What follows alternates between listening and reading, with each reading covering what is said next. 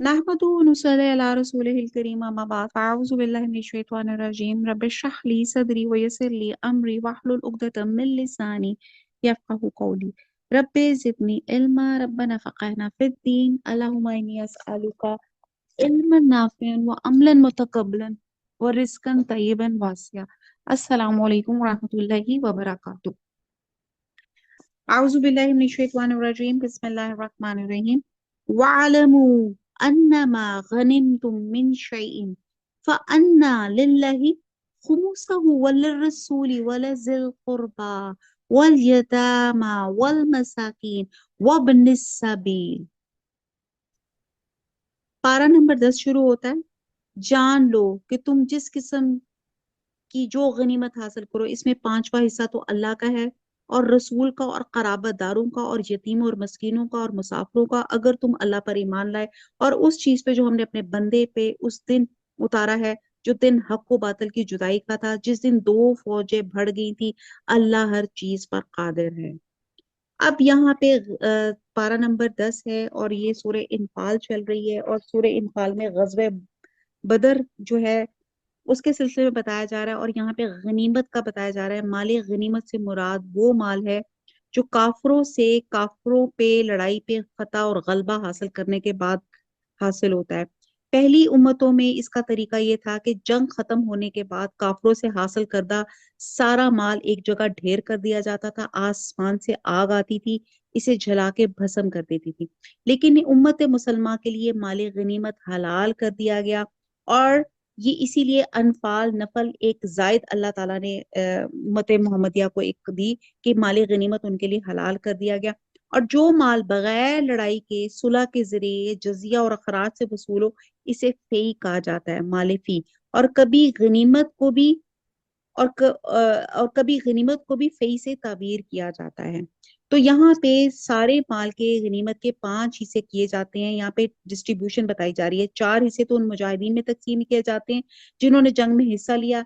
इनमें प्यादा को 1 हिस्सा और सवार को 3 गुना हिस्सा मिलेगा और 5वां हिस्सा जिसे अरबी में खुमुस कहा जाता है, और इसके भी 5 हिस्से किए जाएंगे। 1 हिस्सा रसूल सल्लल्लाहु अलैहि वसल्लम का और आपके बाद इसे मफाद आमा में खर्च किया जाएगा, जैसे कि आप खुद सल्लल्लाहु अलैहि वसल्लम भी ये हिस्सा मुसलमानों पे खर्च करते थे।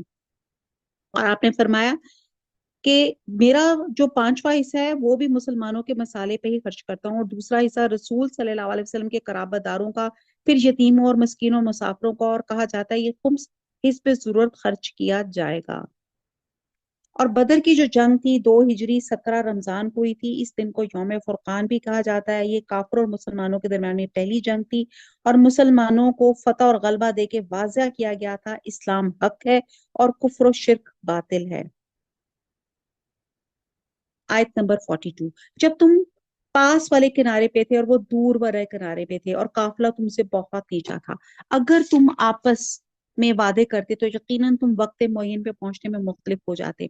अब यहाँ पे अल्लाह ताला की वो मोज़े हैं, अल्लाह ताला की वो नेमतें हैं जो अल्लाह ताला ने मुसलमानों पे की, जो हमने पहले पारा नंबर 9 में भी हमने डिस्कस की थी कि अल्लाह सुब्हाना ताला ने इन पे बहुत ज्यादा नवाजिश की थी। अल्लाह ताला ने पहली तो बात ये थी कि चलें पढ़ते जाते हैं और साथ साथ हम देखते जाते हैं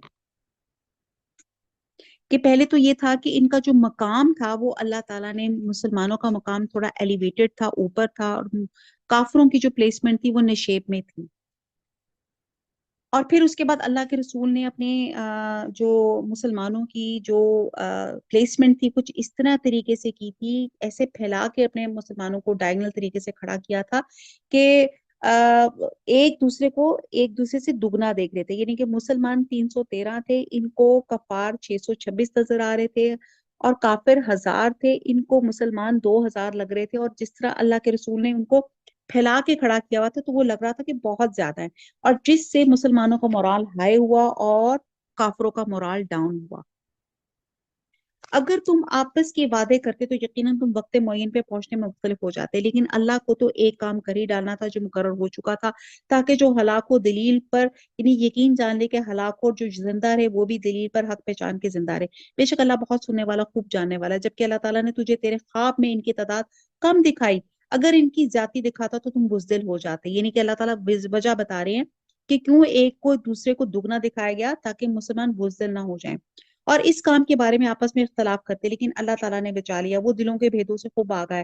جب اس نے بوقت ملاقات انہیں تمہاری نگاہوں میں بہت کم دکھایا اور تمہیں ان کی نگاہوں میں بہت کم دکھایا، تاکہ اللہ تعالیٰ اس کام کو انجام تک پہنچا دے جو کرنا ہی تھا۔ سب کام اللہ ہی کی طرف پھیرے جاتے ہیں، اے ایمان والو، جب تم کسی مخالف فوج سے بھڑ جاؤ۔ اب اللہ تعالیٰ نے مسلمانوں کے لڑائی کے آداب بتائے جا رہے ہیں، جس میں کیا ہے؟ تو ثابت قدم رو، اسٹیبلٹی، اور بکثرت، دوسرا اللہ کو بکثرت یاد کرو تاکہ تمہیں کامیابی حاصل ہو۔ یعنی کہ آپ دیکھیں کہ اللہ کو یاد، آپ جنگ میں ہر موقع میں اللہ کو اپنے یاد، اللہ کی یاد سے غافل نہیں ہونا۔ آیت نمبر 46، اللہ کی اور اس کے رسول کی فرما برداری کرتے رہو، آپس میں اختلاف نہ کرو۔ اب یہ ایک اور اللہ تعالیٰ نے حکم دیا، پہلے ثابت قدم رہو، اللہ کو بکثرت یاد کرو، پھر کہا ہے اللہ اس کے رسول کی فرما برداری کرو، چوتھا کہا کہ آپس میں اختلاف نہ کرو ورنہ تم بزدل ہو جاؤ گی، تمہاری ہوا اکھڑ جائے گی، اور پھر اور حکم دیا گیا صبر کرو، صبر و سہار رکھو، یقین اللہ تعالیٰ صبر کرنے والوں کے ساتھ ہے۔ یہ اللہ تعالیٰ نے جنگی ہدایات دی گئی۔ ایک حدیث میں ہے کہ لوگوں دشمن سے مڈ بھیڑ کی آرزو مت کرو، اللہ سے عافیت مانگا کرو، تاہم جب کبھی دشمن سے لڑائی کا موقع پیدا ہو جائے تو صبر کرو، یعنی کہ جم کر لڑو اور جان لو جنت تلواروں کے سائے تلے ہے۔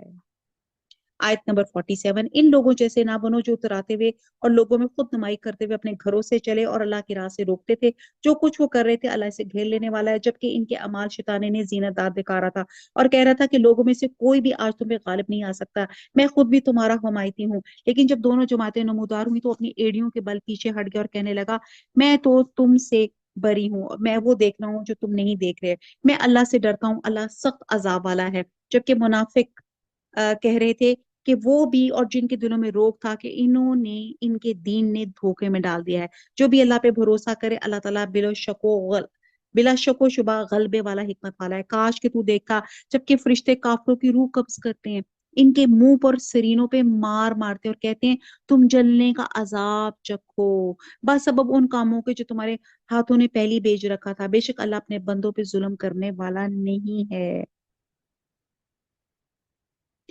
مثل فرعونی کے حال کے اور ان کے اگلوں کے، کہ انہوں نے اللہ کی آیتوں سے کفر کیا، پس اللہ نے ان کے گناہوں کے باعث انہیں پکڑ لیا۔ اللہ تعالیٰ یقیناً قوت والا اور سخت عذاب والا ہے۔ یہ اس لیے کہ اللہ تعالیٰ ایسا نہیں کہ کسی قوم پہ کوئی نعمت انعام فرما کے پھر بدل دے، جب تک کہ وہ خود اپنی اس حالت کو نہ بدل دیں جو ان کی اپنی تھی، اور یہ کہ اللہ تعالیٰ سننے والا جاننے والا ہے۔ مثل حالت فرعونیوں کے اور ان سے پہلے کے لوگوں کے، کہ انہوں نے اپنے رب کی باتیں جھٹلائیں، پس ان کے گناہوں کے بعد ہم نے انہیں برباد کیا، فرعونیوں کو ڈبو دیا، اس سارے ظالم تھے۔ تمام جانداروں سے بدتر اللہ کے نزدیک وہ ہے جو کفر کریں پھر وہ ایمان نہ لائیں۔ آیت نمبر 56، جن سے آپ نے عہد و پیمان کر لیا، پھر بھی اگر وہ عہد و ایمان، پھر بھی وہ اپنے عہد و ایمان کو ہر مرتبہ توڑ دیتے اور بالکل پرہیز نہیں کرتے تھے، بس جب کبھی تو لڑائی میں ان پہ غالب آ جائے انہیں مار مار کے ان کے پچھلے بھی بھاگ کھڑے ہوں، ہو سکتا ہے کہ وہ عبرت حاصل کریں۔ اگر تجھے کسی قوم کی خیانت کا ڈر ہو تو برابری کی حالت میں ان کا عہد نامہ توڑ دے۔ خیانت سے مراد ہے کہ ایک جو آپس میں معاہدہ کیا جاتا ہے قوموں کا آپس میں۔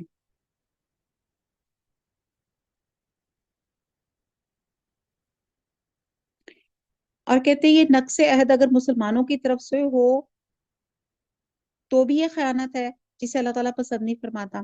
حضرت معاویہ اور رومیوں کے درمیان میں معاہدہ ہوا تھا، جب معاہدے کی مدت ختم ہونے کے قریب ہوئی تو حضرت معاویہ نے روم کی سرزمین کے قریب اپنی فوجیں جمع کرنا شروع کر دی۔ مقصد یہ تھا کہ معاہدے کی مدت ختم ہوتے ہی رومیوں پہ حملہ کر دیں گے۔ تو ایک صحابی تھے حضرت عمرو بن ابسا، ان کے علم میں یہ بات آئی کہ حضرت معاویہ کی تیاری دیکھی اور انہوں نے اسے غدر سے تعبیر فرمایا اور ایک حدیث رسول بیان فرما کے اس معاہدے کی خلاف ورزی قرار دیا، جس پہ حضرت معاویہ نے اپنی فوجیں واپس بلا لی تھی۔ تو یہ آپ دیکھیں کہ معاہدوں کا اور کتنا زیادہ ہے کہ اپنے ایفائے عہد معاہدوں کو کیسے پورا کرو، اور اگر پورا بھی ہو جائے تو اس کے بعد بھی اس کا خیال رکھنا ہے۔ بس جب کبھی تو لڑائی میں ان پر غالب آ جائے تو انہیں ایسی مار مار کے ان کے پچھلے پہ بھاگ کھڑے، ہو سکتا ہے کوئی عبرت حاصل کرے۔ اگر تجھے کسی قوم کی خیانت کا ڈر ہو تو برابری کی حالت میں ان کا عہد نامہ توڑ دے۔ برابری کی حالت میں اللہ تعالیٰ نے کہا، اللہ تعالیٰ خیانت کرنے والوں کو پسند نہیں فرماتا۔ کافر یہ خیال نہ کریں وہ بھاگ نکلے، یقیناً وہ عاجز نہیں کر سکتے، تم ان کے مقابلے کے لیے اپنی طاقت भर कुवत की तैयारी करो और घोड़ों को तैयार रखने की, और इससे तुम अल्लाह के दुश्मनों को खौफजदा कर रख सको। और इनके सिवा औरों को भी जिन्हें तुम नहीं जानते, अल्लाह इन्हें खूब जान रहा है। जो कुछ भी अल्लाह की राह में सर्फ करोगे तुम्हें पूरा पूरा दिया जाएगा और तुम्हारा हक ना मारा जाएगा। अब यहाँ पे अल्लाह ताला कह रहे हैं कि अपने मुसलमानों को कहा जा रहा है कि अपने आप को जंग के हिसाब से भी जो है अप टू डेट रखो। जितनी जो लेटेस्ट, जितनी एम्यूनेशन, जितने हथियार, टैंक, मिसाइल्स, जिस तरह की भी नई टेक्नोलॉजी उसको अपने हाथों में लो। यानी कि आप ऐसे नहीं हो कि अपने पुराने जमाने में तीर अंदाज और इन चीजों में पड़े रहो। लैंड में, एयर में, इवन आपकी मेरीन में, यानी कि पानी के अंदर जो जो जंगी जो सामान जिस तरह इस्तेमाल होता है, अपने आप को वेल इक्विप्ड करो। आयत नंबर 61, अगर वो सुलह की तरफ झुके तो तुम भी सुलह की तरफ झुक जाओ, अल्लाह पे भरोसा रखो, यकीनन वो बहुत सुनने जाने वाला है। अगर वो तुझसे दगाबाजी करना चाहे तो अल्लाह तुझे काफी, उसने अपनी मदद से मोमिनों से तेरी तायद की। इनके दिलों में बाहमी उल्फत भी उसने निराली, जमीन में जो कुछ है तो अगर सारे का सारा भी खर्च कर डालता तो भी इनके दिल आपस में ना मिला सकता था। ये तो अल्लाह ही ने इनमें उल्फत डाल दी। अब आप देखें कि अल्लाह के रसूल ने इतनी मोहब्बत डाल दी कि इन आयात में अल्लाह ताला ने नबी सल्लल्लाहु अलैहि वसल्लम और मोमिनों पे जो एहसानात फरमाए, इनमें सबसे बड़ा एहसान ये फरमाया कि नबी सल्लल्लाहु अलैहि वसल्लम की मोमिनीन के जरिए मदद फरमाई कि वो इनके दस्तो बाजुर मुहाफिज बने। और मोमिनीन पे ये एहसान फरमाया कि इनके दरमियान में जो पहली अदावत थी उसको मोहब्बत और उल्फत में तब्दील कर दिया। और ये अल्लाह की खास मेहरबानी है। ये ऐसा काम था कि दुनिया भर के खजाने भी खर्च कर दिए जाए तो भी ये गोहरे मकसूद हासिल ना होता। और नबी सल्लल्लाहु अलैहि वसल्लम ने गनाई में हनैन के मौके पे अंसार से खिताब करते हुए फरमाया था, ए जमात अंसार, क्या ये वाकया नहीं कि तुम गुमराह थे, अल्लाह ने मेरे जरिए से तुम्हें हदायत नसीब फरमाई। तुम मोहताज थे, अल्लाह ने तुम्हें मेरे जरिए से खुशहाल कर दिया। तुम एक दूसरे से अलग अलग थे, अल्लाह ने मेरे जरिए से तुम्हें आपस में जोड़ दिया। नबी सल्लल्लाहु अलैहि वसल्लम जो बात कहते अंसार इसके जवाब में यही कहते, अल्लाह व रसूलुहु आमन्नू, यानी कि अल्लाह और उसके रसूल के एहसानात इससे कहीं ज्यादा हैं।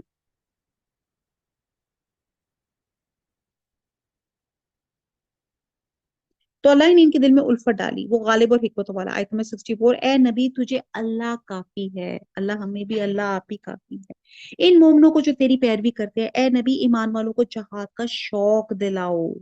अब जहा जा रहा है कि तरगीब दिलाओ। और आपने फरमाया कि ऐसी जन्नत में जाने के लिए खड़े हो जाओ जिसकी चौड़ाई आसमान और जमीन के बराबर है। तो एक सहाबी उमैर बिन हमाम ने कहा कि इसकी चौड़ाई आसमानों और जमीन के बराबर है। तो रसूल सल्लल्लाहु अलैहि वसल्लम ने फरमाया हाँ। इस पर उन्होंने बख बख का यानी कि खुशी का इजहार किया और ये उम्मीद जाहिर की कि मैं भी जन्नत जाने वालों में हूंगा। आपने फरमाया कि तुम इसमें जाने वालों में से हो गए। चुनाचे उन्होंने अपनी तलवार की म्यान तोड़ डाली, खजूरें निकाल के खाने लगे, फिर जो बची अपने हाथ से फेंक दी और कहा कि इनके खाने तक मैं जिंदा रहा तो ये तो तवील जिंदगी होगी। फिर आगे बढ़े और दादे शुजात देने लगे, हत्ता के अरूस शहादत से हमकनार हो गए। तो जहाद का शौक दिलाओ। अगर तुम में 20 भी सबर करने वाले होंगे तो 200 पे गालिब आ जाएंगे। अगर तुम में 100 होंगे तो 1000 काफरों पे गालिब रहेंगे, इस वास्ते कि वो बेसमझ लोग हैं। अच्छा, अब अल्लाह ताला तुम्हारे बोझ हल्का करता है, वो खूब जानता है कि तुम में नातवानी है। बस अगर तुम में से 100 सबर करने वाले हो तो 200 पर गालिब रहेंगे। अगर तुम में से 1000 होंगे तो अल्लाह के हुक्म से 2000 पे गालिब रहेंगे। अल्लाह सबर करने वालों के साथ है। नबी के हाथ में कैदी नहीं चाहिए जब तक कि मुल्क में अच्छी खून रेजी की जंग ना हो जाए। तुम तो दुनिया के माल चाहते हो, अल्लाह का इरादा आखिरत का है। अब आप ये देखें कि तकवा का लेवल है कि फजाए बदर पैदा करे। मोहम्मद बिन कासिम ने 17 साल की उम्र में सिंध फतह किया, ठीक है। और आप देखें कि वो उसने 9 मुस्लिमों के साथ इतना बेहतरीन सलूक किया कि जब वो वहां से जा रहा था तो 9 मुस्लिम रो रहे थे आंसुओं के साथ कि आप ही हमारे यहाँ पे हुक्मरान बने रहे। यानी कि इतना उन्होंने आ, नौ नौ मुसलमान नहीं, सॉरी, गैर मुसलमानों के साथ इतना बेहतरीन सलूक किया था कि गैर मुस्लिम जो थे वो रोते थे कि हजरत ये मोहम्मद बिन कासिम के कि इतना। और वो 17 साल की उम्र में उन्होंने फतह किया। आजकल के हमारे बच्चे देखें क्या कर रहे हैं। जहाद की शौक की बात की जा रही है ना, वो मोबाइलों से बाहर निकले तो उनको पता चले, वो तो अगर उठकर अपने हाथ से फ्रिज खोल के पानी पी लेना तो वो ही बड़ी बात है। अल्लाह ताला हमारे बच्चों में चुस्ती जो है, और अल्लाह ताला हिकमत अता फरमाए, नमाजी और परहेजगार बनाए। और सहाबा के कंसेप्ट क्लियर थे, हम कंफ्यूज्ड कौम है। अल्लाह ताला हम सबको फोकस कर दे।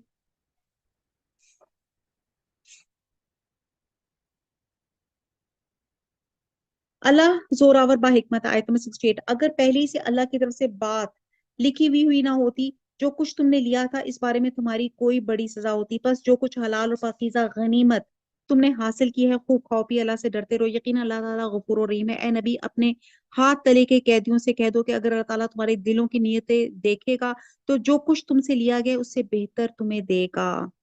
अब यहाँ पे ना कुछ वो था कि कैदी जो आ जाते हैं उनको किस तरह से अकोमोडेट किया जाए। अब हजरत अबू बकर इस सिलसिले में हुआ कि किस तरह इन कैदियों के साथ क्या किया जाए, क्योंकि जंगे बदर में 70 काफिर मारे गए थे, 70 कैदी बना लिए गए थे। और अब एक राय तो ये दी गई कि फिदिया लेके इन्हें छोड़ दिया जाए और इस माल से आइंदा जंग की तैयारी की जाए। नबी सल्लल्लाहु अलैहि वसल्लम ने भी इस राय को पसंद फरमाया, और जिस पर उसकी बात की आयात नाजिल हुई कि इसमें कहा गया कि ज्यादा बेहतर सूरत है कि कि बेहतर सूरत को छोड़कर कमतर सूरत को अख्तियार किया है, जो तुम्हारी गलती है।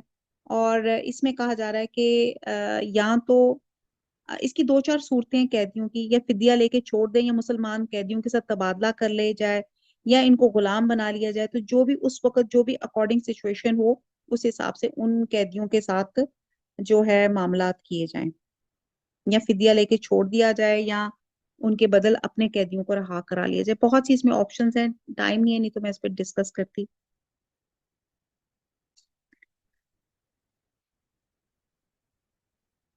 ए नबी, अपने हाथ तले के कैदियों से कह दो, अगर अल्लाह ताला तुम्हारी दिलों की नीयतों को देखे तो जो कुछ तुमने लिया गया है इससे बेहतर तुम्हें देगा, और फिर गुनाह भी माफ फरमाएगा। अल्लाह बख्शने वाला मेहरबान है। अगर वो तुझसे खयानत का ख्याल करें तो ये तो इससे पहले खुद अल्लाह की खयानत कर चुके हैं, आखिर इसने इसने इन्हें गिरफ्तार करा दिया। अल्लाह ही इल्म हिकमत वाला है। जो लोग ईमान लाए और हिजरत की और अपने मालो और जानों से अल्लाह की राह में जहाद किया, और जिन लोगों ने इनको जगह दी और मदद की, ये सब आपस में एक दूसरे के रफीक हैं। जो ईमान तो लाए लेकिन हिजरत नहीं की, तुम्हारे लिए इनके लिए कुछ भी रफाकत नहीं, जब तक कि वो हिजरत ना करें। हाँ, अगर वो तुमसे दीन के बारे में मदद तलब करें तो तुम पर मदद करना जरूरी है, सिवाय उन लोगों के तुम में और इनमें अहद पैमान हो। तुम जो कुछ कर रहे हो अल्लाह ताला खूब देखता है। काफर आपस में एक दूसरे के रफीक हैं।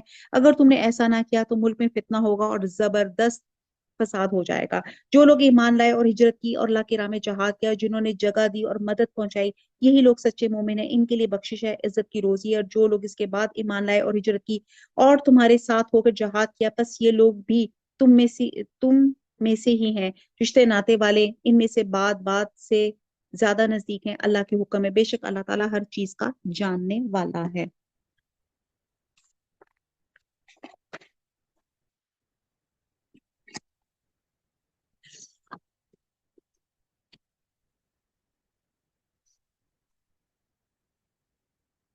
फिलहाल ये एक मुआखात था, महाजरीन और अंसार का जिक्र था।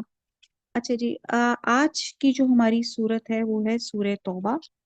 सूरह तौबा कुरान मजीद की तरतीब के एतबार से नौवीं सूरत है। इसमें कुल 129 आयात हैं। सूरह तौबा मदनी सूरत है, जो नबी सल्लल्लाहु अलैहि वसल्लम की हयात तैयबा के आखिरी दौर में ग़ज़वे तबूक के बाद नाज़िल हुई। मुफस्सिरीन ने इस सूरत के मुख्तलिफ नाम जिक्र किए हैं, लेकिन ज्यादा मशहूर दो नाम है, सूरह तौबा और सूरह बरात। इस सूरत को सूरह तौबा इसलिए कहा जाता है कि इसमें उन चंद सहाबा की तौबा कबूल होने का जिक्र है जो किसी वजह से ग़ज़वे तबूक की मुहिम में शरीक न हो सके। बाद में उन्होंने अपनी इस गलती का एतराफ करते हुए सच्ची तौबा की। और सूरह बरात इसलिए कहा जाता है कि बरात के मानी है किसी से बरी, बेजात, कता ताल्लुक, दस्त बरदार होना। और इस सूरत के शुरू में अल्लाह ताला ने मुशरिकीन से बरी और जुम्मा होने का ऐलान करते हुए फरमाया था कि अल्लाह ताला और नबी सल्लल्लाहु अलैहि वसल्लम मुशरिकीन से बेनियाज और कतई ताल्लुक है। बहरहाल इसके साथ इस इंट्रोडक्शन के साथ थोड़ा सा शुरू करते हैं।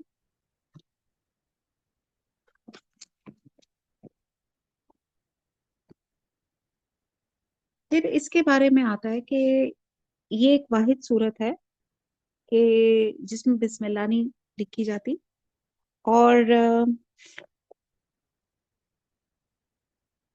اس کی بھی جو ہے متعدد وجوہات ہیں۔ پہلے تو یہ سمجھ آتی ہے کہ سورہ انفال اور سورہ توبہ میں دونوں میں ایک ہی جیسے مضامین ہیں، تو سمجھ لیں کہ سورہ انفال پارٹ 1 ہے اور یہ سورہ توبہ پارٹ 2 ہے۔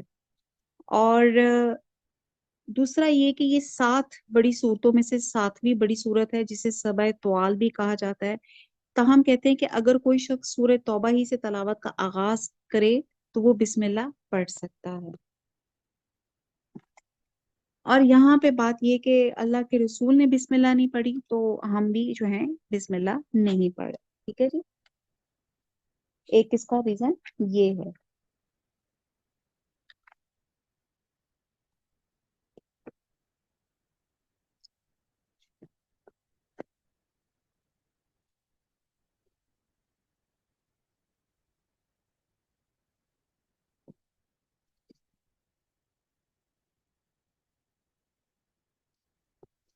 قریش مکہ نے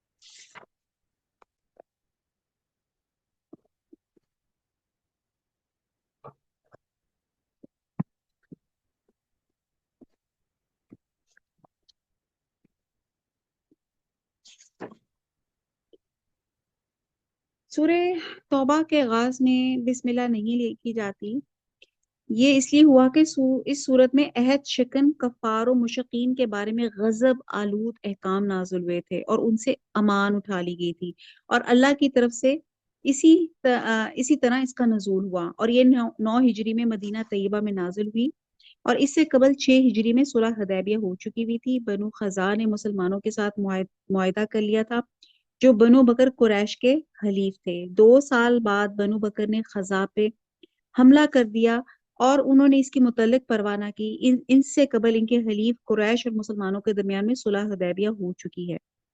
ان کی ایک شرط یہ تھی کہ 10 سال تک قریش اور مسلمان ایک دوسرے پہ حملہ نہیں کریں گے، نہ حملہ کرنے والوں کی مدد کریں گے۔ بہرحال یہ ایک لمبی ڈیٹیل ہے، اور بہرحال 6 ہجری میں صلح حدیبیہ ہوئی اور 8 ہجری میں قریش نے اسی شرط کی خلاف ورزی کی، جس کی بنا پہ مسلمانوں نے فتح مکہ کیا، اور 9 ہجری میں سورہ توبہ نازل ہوئی، جس میں تمام جزیرہ عرب کو براہ راست مسلمانوں کے زیر اقتدار لانے کا فیصلہ ہوا۔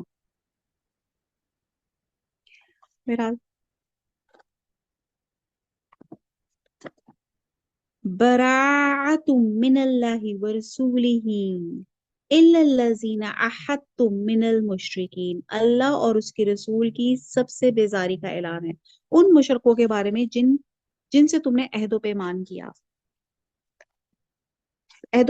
کیا تھا۔ پس اے مشرکو، تم ملک میں 4 مہینے تو چل پھر لو، جان لو تم اللہ کو عاجز کرنے والی نہیں، اور یہ بھی یاد رہے کہ اللہ کافروں کو رسوا کرنے والا ہے۔ اب یہ اعلان برات مشرکین کے لیے تھا، جس میں ان کو کہا گیا تھا کہ 4 مہینے، یعنی کہ ایک خاص ایک مدت ان کو دی گئی تھی کہ ان سب کو 4 مہینے مکہ میں رہنے کی اجازت دی گئی تھی، کہ اس کا تھا کہ اگر اس کے اندر وہ اسلام قبول کر لیں گے تو انہیں یہاں رہنے کی اجازت ہوگی، بصورت دیگر ان کو جزیرہ عرب سے نکل جانا پڑے گا، اور ان کو حربی کافر شمار کیا جائے گا، اور جن سے لڑنا مسلمانوں کے لیے ضروری ہوگا تاکہ جزیرہ عرب کفر اور شرک کی تاریکیوں سے صاف ہو جائے۔ آیت نمبر 3، اللہ اور اس کے رسول کی طرف سے لوگوں کو بڑے حج کے دن صاف اطلاع ہے کہ اللہ مشرکوں سے بیزار ہے، اور اس کا رسول بھی، اگر اب بھی تم توبہ کر لو تو تمہارے حق میں بہتر ہے، اگر تم روح گردانی کرو تو جان لو کہ تم اللہ کو ہرا نہیں سکتے۔ کافروں کو دکھ کی مار کی خبر پہنچا دیجئے، بجز ان مشرکوں کے جن سے تمہارا معاہد ہو چکا، اور انہوں نے تمہیں ذرا سا بھی نقصان نہیں پہنچایا، نہ کسی کی تمہاری خلاف مدد کی، تو تم بھی ان کے معاہدے کی مدت ان کے ساتھ پوری کرو۔ اللہ تعالیٰ پرہیزگاروں کو دوست رکھتا ہے۔ پھر حرمت والے مہینوں کے گزرتے ہی مشرکوں کو جہاں پاؤ قتل کرو، انہیں گرفتار کرو، ان کا محاصرہ کر لو، ان کی طاق میں ہر گھاٹی میں بیٹھ جاؤ۔ ہاں، اگر وہ توبہ کر لیں، نماز کے پابند ہو جائیں اور زکوٰۃ ادا کرنے لگیں تو تم ان کی راہیں چھوڑ دو، یقیناً اللہ تعالیٰ بخشنے والا مہربان ہے۔ اگر مشرکوں میں سے کوئی تجھ سے پناہ طلب کرے تو تو اسے پناہ دے یہاں تک کہ وہ کلام اللہ سن لے، پھر اسے اپنی جائے امن تک پہنچا دے۔ یہ اس لیے کہ یہ لوگ بے علم ہیں۔ مشرکوں کا عہد اللہ اور اس کے رسول کے نزدیک کیسے رہ سکتا ہے سوائے ان کے جن سے تم نے عہد و پیمان مسجد حرام کے پاس کیا۔ جب تک وہ لوگ تم سے معاہدہ نبھائیں تم بھی ان سے وفاداری کرو، اللہ تعالیٰ متقیوں سے محبت رکھتا ہے۔ ان کے وعدوں کا کیا اعتبار؟ ان کا اگر تم پہ غلبہ ہو جائے تو نہ یہ قرابت داری کا خیال کریں نہ عہد و پیمان کا، اور اپنی زبانوں سے تمہیں پرچار رہے ہیں لیکن ان کے دل نہیں مانتے۔ ان میں سے اکثر فاسق ہیں، اکثر تو فاسق ہیں۔ انہوں نے اللہ کی آیتوں کو بہت کم قیمت پہ بیچ دیا اور اس کی راہ سے روکا۔ بہت برا ہے جو یہ کر رہے ہیں۔ یہ تو کسی مسلمان کے حق میں کسی رشتہ داری کا یا عہد کا متعلق لحاظ نہیں کرتے، یہ ہیں حد سے گزرنے والے۔ آیت نمبر 11، اب بھی اگر یہ توبہ کر لے، نماز کے پابند ہو جائیں اور زکوٰۃ دینے رہیں تو تمہارے دینی بھائی ہیں۔ ہم تو جانتے ہیں، ہم تو جاننے والوں کے لیے اپنی آیتیں کھول کر بیان کرتے ہیں۔ اب دیکھیں کہ نماز کا کتنی زیادہ امفسائز کیا گیا ہے۔ نماز کے بعد جو دوسرا اہم فریضہ ہے وہ ہے زکوٰۃ، اور آپ دیکھیں کہ زکوٰۃ سے معاشرے کے اور اس کے قبیلے کے ضرورت مند، مفلس اور ندار، معذور، محتاج لوگ فائدہ اٹھاتے ہیں۔ اور نبی صلی اللہ علیہ وسلم نے فرمایا کہ مجھے حکم دیا گیا کہ میں لوگوں سے جنگ کروں یہاں تک کہ وہ اس بات کی گواہی دے کہ اللہ کے سوا کوئی معبود نہیں اور محمد صلی اللہ علیہ وسلم اللہ کے رسول ہیں، اور نماز قائم کریں اور زکوٰۃ دیں۔ کہتے ہیں کہ جس نے زکوٰۃ نہیں دی اس کی نماز بھی نہیں ہے۔ یہ حضرت عبداللہ بن مسعود کا قول ہے۔ آیت نمبر نیکسٹ ہے، اگر یہ لوگ عہد و پیمان کے بعد بھی اپنی قسموں کو توڑ دیں اور تمہارے دین میں تانا زنی کریں تو تم بھی ان سرداران کفر سے بھڑ جاؤ۔ ان کی قسمیں کوئی چیز ہی ممکن ہے کہ اس طرح وہ بھی باز آ جائیں۔ تم ان لوگوں کی سرکوبی کے لیے کیوں تیار نہیں ہوتے جنہوں نے اپنی قسموں کو توڑ دیا اور پیغمبر کو جلا وطن کرنے کی فکر میں ہے، اور خود ہی اول بار انہوں نے تم سے چھیڑ کی تھی۔ کیا تم ان سے ڈرتے ہو؟ اللہ ہی زیادہ مستحق ہے، تم اس کا ڈر رکھو بشرطے کہ تم ایماندار ہو۔ ان سے تم جنگ کرو، اللہ تعالیٰ انہیں تمہارے ہاتھوں عذاب دے گا، انہیں ذلیل و رسوا کرے گا، تمہیں ان پر مدد دے گا اور مسلمانوں کے کلیجے ٹھنڈے کرے گا، ان کے دل کا غم و غصہ دور کرے گا، وہ جس کی طرف چاہتا ہے رحمت سے توجہ فرماتا ہے، اللہ جانتا بوجھتا ہے، حکمت والا ہے۔ کیا تم یہ سمجھ بیٹھے ہو کہ تم چھوڑ دیا جاؤ گے، حالانکہ اب تک اللہ تعالیٰ نے تم میں سے انہیں ممتاز نہیں کیا جو مجاہد ہے اور جنہوں نے اللہ اور اس کے رسول کے اور مومنوں کے سوا کسی کو ولی دوست نہیں بنایا۔ اللہ خوب خبردار ہے جو تم کر رہے ہو۔ یعنی کہ اللہ تعالیٰ کو ہر چیز کا علم ہے۔ اب جہاد کی حکمت یہ تھی کہ اس سے مخلص اور غیر مخلص جو لوگ ہیں وہ جو ہے کلیئر کٹ ہو جائیں۔ آیت نمبر 17، لائق نہیں کہ مشرک اللہ تعالیٰ کی مسجدوں کو آباد کریں، درا حال کہ وہ خود اپنے کفر کے آپ ہی گواہ ہیں۔ ان کے اعمال غارت و اکارت ہیں، وہ دائمی طور پہ جہنمی ہیں۔ اللہ کی مسجدوں کی رونق و آبادی تو ان کے حصے میں ہے جو اللہ پر اور قیامت کے دن پر ایمان رکھتے ہیں، نمازوں کے پابند ہوں، زکوٰۃ دیتے ہوں، اللہ کے سوا کسی سے نہ ڈرتے ہوں۔ توقع ہے کہ یہی لوگ یقیناً ہدایت یافتہ ہیں۔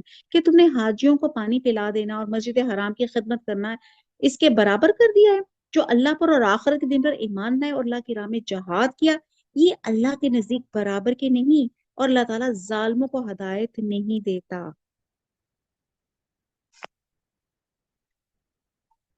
کہتے ہیں کہ ایمان کے بغیر اعمال ایسے درخت کی طرح ہیں جو بے ثمر ہیں، یا ان پھولوں کی طرح ہیں جن میں خوشبو نہیں ہے۔ اور حدیث میں نبی صلی اللہ علیہ وسلم نے فرمایا کہ جب تم دیکھو کہ ایک آدمی مسجد میں پابندی سے آتا ہے اور تم اس کے ایمان کی گواہی دو۔ یہ روایت سندن ضعیف ہے لیکن اس کا مفہوم یہی ہے کہ آپ نے مطلب اپیرنٹلی اس چیز پہ آپ نے فیصلہ کرنا ہے۔ مشرکین جو تھے نا، حاجیوں کو پانی پلانے، مسجد حرام کی دیکھ بھال کے جو کام کرتے تھے اس پہ انہیں بڑا فخر تھا، اور اس کے مقابلے میں وہ ایمان اور جہاد کو کوئی اہمیت نہیں دیتے تھے جس کا اہتمام مسلمانوں کے اندر تھا۔ تو اللہ سبحانہ تعالیٰ نے فرمایا کہ اور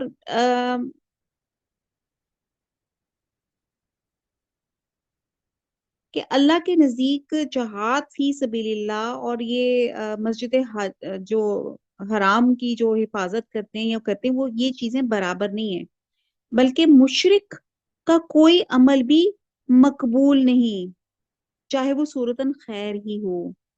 اور بعد روایت میں آتا ہے کہ اس آیت کا جو سبب نزول تھا کہ مسلمانوں کی آپس میں گفتگو کو بتایا گیا کہ ایک روز منبر نبوی کے قریب کچھ مسلمان جمع ہوئے. ان میں سے ایک نے کہا اسلام لانے کے بعد میرے نزدیک سب سے بڑا عمل حاجیوں کو پانی پلانا ہے. دوسرے نے کہا مسجد حرام کو آباد کرنا ہے. تیسرے نے کہا بلکہ جہاد فی سبیل اللہ ان تمام عملوں سے بہتر ہے جو تم نے بیان کیے.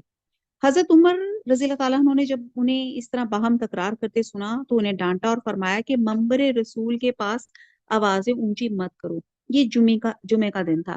راوی حدیث حضرت نعمان بن بشیر کہتے ہیں کہ میں جمعے کے بعد نبی صلی اللہ علیہ وسلم کی خدمت میں حاضر ہوا اور اپنی آپس کی اس گفتگو کی بابت استفسار کیا جس پر یہ آیت نازل ہوئی جس میں واضح کیا گیا کہ ایمان باللہ، ایمان بالآخرت اور جہاد فی سبیل اللہ سب سے زیادہ اہمیت اور فضیلت والے عمل ہیں.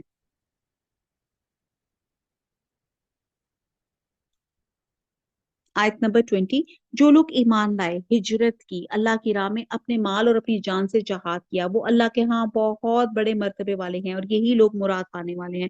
انہیں ان کا رب خوشخبری دیتا ہے اپنی رحمت کی اور رضامندی کی اور جنتوں کی. ان کے لیے وہاں دوامی نعمت ہے. ہاں یہ ہمیشہ رہنے والے ہیں. اللہ کے پاس یقیناً بہت بڑے ثواب ہیں. اے ایمان والو اپنے باپوں کو اور اپنے بھائیوں کو دوست نہ بناؤ اگر وہ کفر کو ایمان سے زیادہ عزیز رکھے. تم میں سے جو بھی ان سے محبت رکھے گا وہ پورا گناہ گار ظالم ہے. آپ کہہ دیجئے اگر تمہارے باپ اور تمہارے لڑکے اور تمہارے بھائی اور تمہاری بیویاں اور تمہارے کنبے قبیلے اور تمہارے کمائے ہوئے مال اور وہ تجارت جس کی کمی سے تم ڈرتے ہو اور وہ حویلیاں جنہیں تم پسند کرتے ہو اگر یہ تمہیں اللہ سے اور اس کے رسول سے اور اس کی راہ کے جہاد سے بھی زیادہ عزیز ہیں تو تم اللہ کے حکم سے عذاب کے آنے کا انتظار کرو.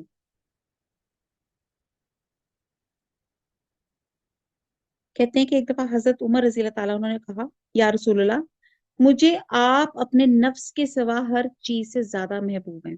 نبی صلی اللہ علیہ وسلم نے فرمایا کہ جب تک میں اس کے اپنے نفس سے بھی زیادہ محبوب نہ ہو جاؤں اس وقت تک وہ مومن نہیں. حضرت عمر رضی اللہ تعالیٰ عنہ نے کہا بس واللہ اب آپ مجھے اپنے نفس سے بھی زیادہ محبوب ہیں. آپ صلی اللہ علیہ وسلم نے فرمایا اے عمر اب تم مومن ہو. ایک اور روایت میں آتا ہے کہ نبی صلی اللہ علیہ وسلم نے فرمایا کہ قسم ہے اس ذات کی جس کے ہاتھ میں میری جان ہے تم میں سے کوئی شخص اس وقت تک مومن نہیں جب تک میں اس کو اس کے والد سے اس کی اولاد سے اور تمام لوگوں سے زیادہ محبوب نہ ہو جاؤں. تو سب نے چیک کرنا ہے کہ ہم سب عاشق رسول کا ٹائٹل لینا چاہتے ہیں کہ اللہ کے رسول کی محبت ہمارے دلوں میں کتنی ہے اور کتنی عملوں میں نظر آتی ہے. ہم کتنے ان کی سنتوں سے واقف اور کتنی سنتوں کو اپنی زندگیوں میں ہم جاری ساری کرتے ہیں. اور اسی آیت کو وسیلہ بنا کے اللہ سے دعا کرتے ہیں کہ اللہ تعالیٰ ہماری زندگی کا ہر عمل قرآن اور سنت کے مطابق ہو.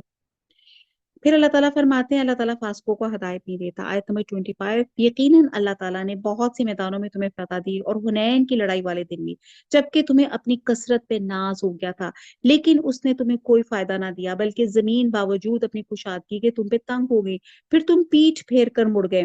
پھر اللہ نے اپنی طرف سے تسکین اپنے نبی پر اور اپنے مومنوں پہ اتاری اور اپنے وہ لشکر بھیجے جنہیں تم دیکھ نہیں رہے تھے اور کافروں کو پوری سزا دی. ان کفار کا یہی بدلہ تھا. پھر اس کے بعد بھی جس پر چاہے اللہ تعالیٰ اپنی رحمت کی توجہ فرمائے. اللہ ہی بخشش و مہربانی والا ہے.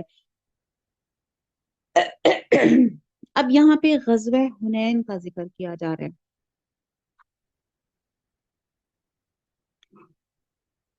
فتح مکہ اور غزوہ حنین کے بعد اسلام بڑی تیزی سے پورے جزیرہ عرب میں پھیلنا شروع ہو گیا تھا اور لوگ گروہ در گروہ اسلام میں داخل ہو رہے تھے. غزوہ موتا میں 3,000 کے اسلامی لشکر نے 2 لاکھ عیسائی فوج کو شکست فاش دی تھی. ہرکل کیسر روم نے اسلام کی اس ابھرتی ہوئی طاقت کو ختم کرنے کا فیصلہ کیا اور ملک شام کے عیسائی خاندان کو اس مہم پہ مقرر کیا. ہرکل نے 40,000 کا ایک لشکر اس مقصد کے لیے روم سے روانہ کیا جس میں ارد گرد کے عیسائی قبائل موجود تھے اور ملک شام کی طرف سے آنے والے ایک تجارتی قافلے کے ذریعے نبی صلی اللہ علیہ وسلم کو خبر ملی کہ شام کے عیسائی حاکم نے رومیوں کی مدد سے شام کی سرحد پہ فوجیں جمع کر لی ہیں اور وہ مدینہ منورہ پہ حملہ کر کے مسلمان کو ختم کرنے کا ارادہ رکھتا ہے. اب مکہ اور طائف کے درمیان میں حنین ایک وادی کا نام ہے. یہاں حوازن اور ثقیف رہتے تھے اور یہ دونوں قبیلے تیر اندازی میں مشہور تھے. یہ مسلمانوں کے خلاف لڑنے کی تیاری کر رہے تھے. जिसका इल्म हजूर सल्लल्लाहु अलैहि वसल्लम को हुआ, तो आप 12,000 का लश्कर लेकर इन कबीलों से जंग के लिए हुनैन तशरीफ ले गए। और ये फतह मक्का के 18-19 दिन बाद शवाल का वाकया है। मस्कूरा कबीलों ने भरपूर तैयारी की हुई थी और मुख्तलिफ कमीन गाहों में तीर अंदाजों को मुकर्रर कर दिया गया था। उधर मुसलमानों में ये ये जिसको कहते हैं ना, थोड़ा सा उनका तकब्बुर तो नहीं मैं कहूंगी कि एक ऐसी तफाखुर सा पैदा हो गया था कि कम अज कम आज हम मगलूब नहीं होंगे, यानी कि अल्लाह की मदद की बजाय उन्हें अपनी कसरत तादाद पे एतमाद ज्यादा हो गया। तो अल्लाह ताला को उनकी ये तफाकुर और ये कलमा पसंद नहीं आया। नतीजतन जब हवाजन के तीर अंदाजों ने मुख्तलिफ कमीन गाहों से मुसलमानों के लश्कर पे यक बारगी तीर अंदाजी की, तो इस गैर मुतवक्को और अचानक तीरों की बौछार से मुसलमानों के कदम उखड़ गए और भाग गए, और मैदान में सिर्फ हुजूर सल्लल्लाहु अलैहि वसल्लम और 100 के करीब मुसलमान रह गए। और आप सल्लल्लाहु अलैहि वसल्लम मुसलमानों को पुकार रहे थे, अल्लाह के बंदो मेरे पास आओ, मैं अल्लाह का रसूल हूँ। और कभी ये कहते थे, इन्नन नबिय्यु ला कज़िब, अना अब, मतलब मैं जो है अब्दुल मतलब का बेटा हूँ। फिर आपने हजरत अब्बास को, जो नहायत बुलंद आवाज थे, हुक्म दिया कि मुसलमानों को जमा करने के लिए आवाज दे। चुनाचे इनकी निदा सुन के मुसलमान सख्त पशेमान हुए और दोबारा मैदान में आ गए, और फिर इस तरह जम के लड़े कि अल्लाह ताला ने फतह अनायत फरमाई। अल्लाह ताला ने मदद की। फिर इस तरह एक तो इन पे सकीनत नाजिल की, जिससे इनके दिलों से दुश्मनों का खौफ दूर हो गया। फिर अल्लाह ताला ने मदद की कि फरिश्तों का नजूल किया, और इस जंग में मुसलमानों ने 6,000 काफिरों को कैदी बनाया, जिन्हें बाद में नबी सल्लल्लाहु अलैहि वसल्लम की सिफारिश पे छोड़ दिया गया। बहुत सा माल गनीमत हासिल हुआ, और जंग के बाद इनके बहुत से सरदार भी मुसलमान हो गए। और यहाँ जो 3 आयत हैं, इसमें अल्लाह ताला ने इसका मुख्तसर जिक्र किया है। ये जो आयत नंबर 20, आ, ये जो पहले हुनैन का जिक्र जहाँ से शुरू हुआ था।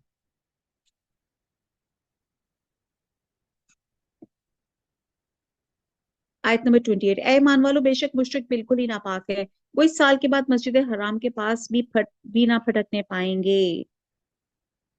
ये वही हुक्म है जो 9 हिजरी में अलान बरात के बाद दिया गया था कि नबी सल्लल्लाहु अलैहि वसल्लम ने अ, कि अब यहाँ पे कोई मुशरिक जो है एंटर नहीं होगा। अगर तुम्हें मुफलिसी का खौफ है तो अल्लाह तुम्हें दौलतमंद कर देगा, और अपने फजल से अगर चाहे, अल्लाह इल्म और हिकमत वाला है। उन लोगों से लड़ो जो अल्लाह पर और क़यामत के दिन पर ईमान नहीं लाते, जो अल्लाह और उसके रसूल ये हराम करदा शय को हराम नहीं जानते, ना दीन हक को कबूल करते हैं। इनमें से जिन्हें किताब दी गई, और यहाँ तक कि वो ज़लील ख्वार होकर अपने हाथ से जजिया अदा करें।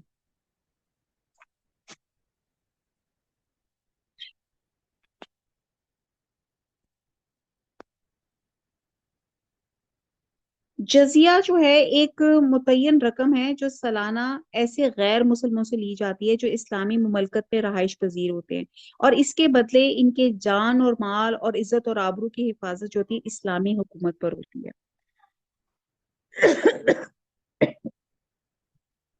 आयत नंबर 30।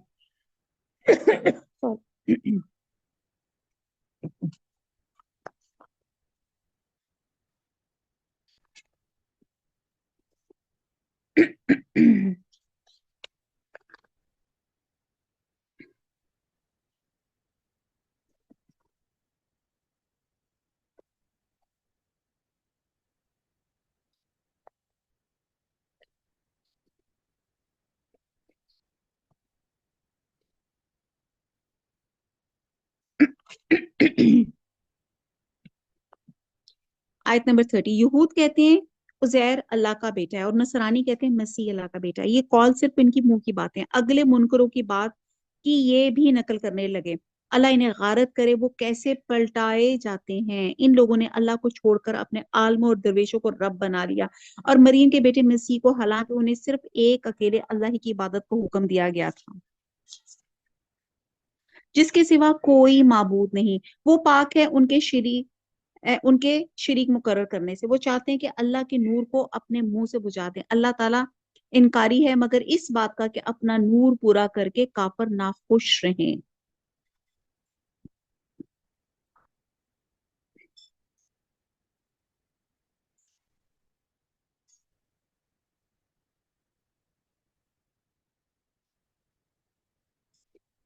آیت نمبر 33، اسی نے اپنے رسول کو ہدایت اور سچے دین کے ساتھ بھیجا ہے، اسے اور تمام مذہبوں پہ غالب کر دے اگرچہ مشرک برا مانے۔ اے ایمان والو، اب یہاں پہ جیسے کہا گیا نا کہ وہ اپنی پھونکوں سے بجھانا چاہتے ہیں، تو گویا کافر اللہ کے نور کو چھپانا چاہتے ہیں، لیکن اللہ کا جو نور ہے وہ ایسے چھپنے سے چھپ نہیں سکتا، وہ اور ابھر کے سامنے آتا ہے۔ آیت نمبر 33، اسی نے اپنے رسول کو ہدایت اور سچے دین کے ساتھ بھیجا ہے، اسے اور تمام مذاہبوں پہ غالب کر دے اگرچہ مشرک برا مانے۔ اے ایمان والو، اکثر علماء اور عابد لوگوں کا مال ناحق کھا جاتے ہیں، اللہ کی راہ سے روک دیتے ہیں، اور جو لوگ سونے چاندی کا خزانہ رکھتے ہیں اللہ کی راہ میں خرچ نہیں کرتے، انہیں دردناک عذاب کی خبر پہنچا دیجئے۔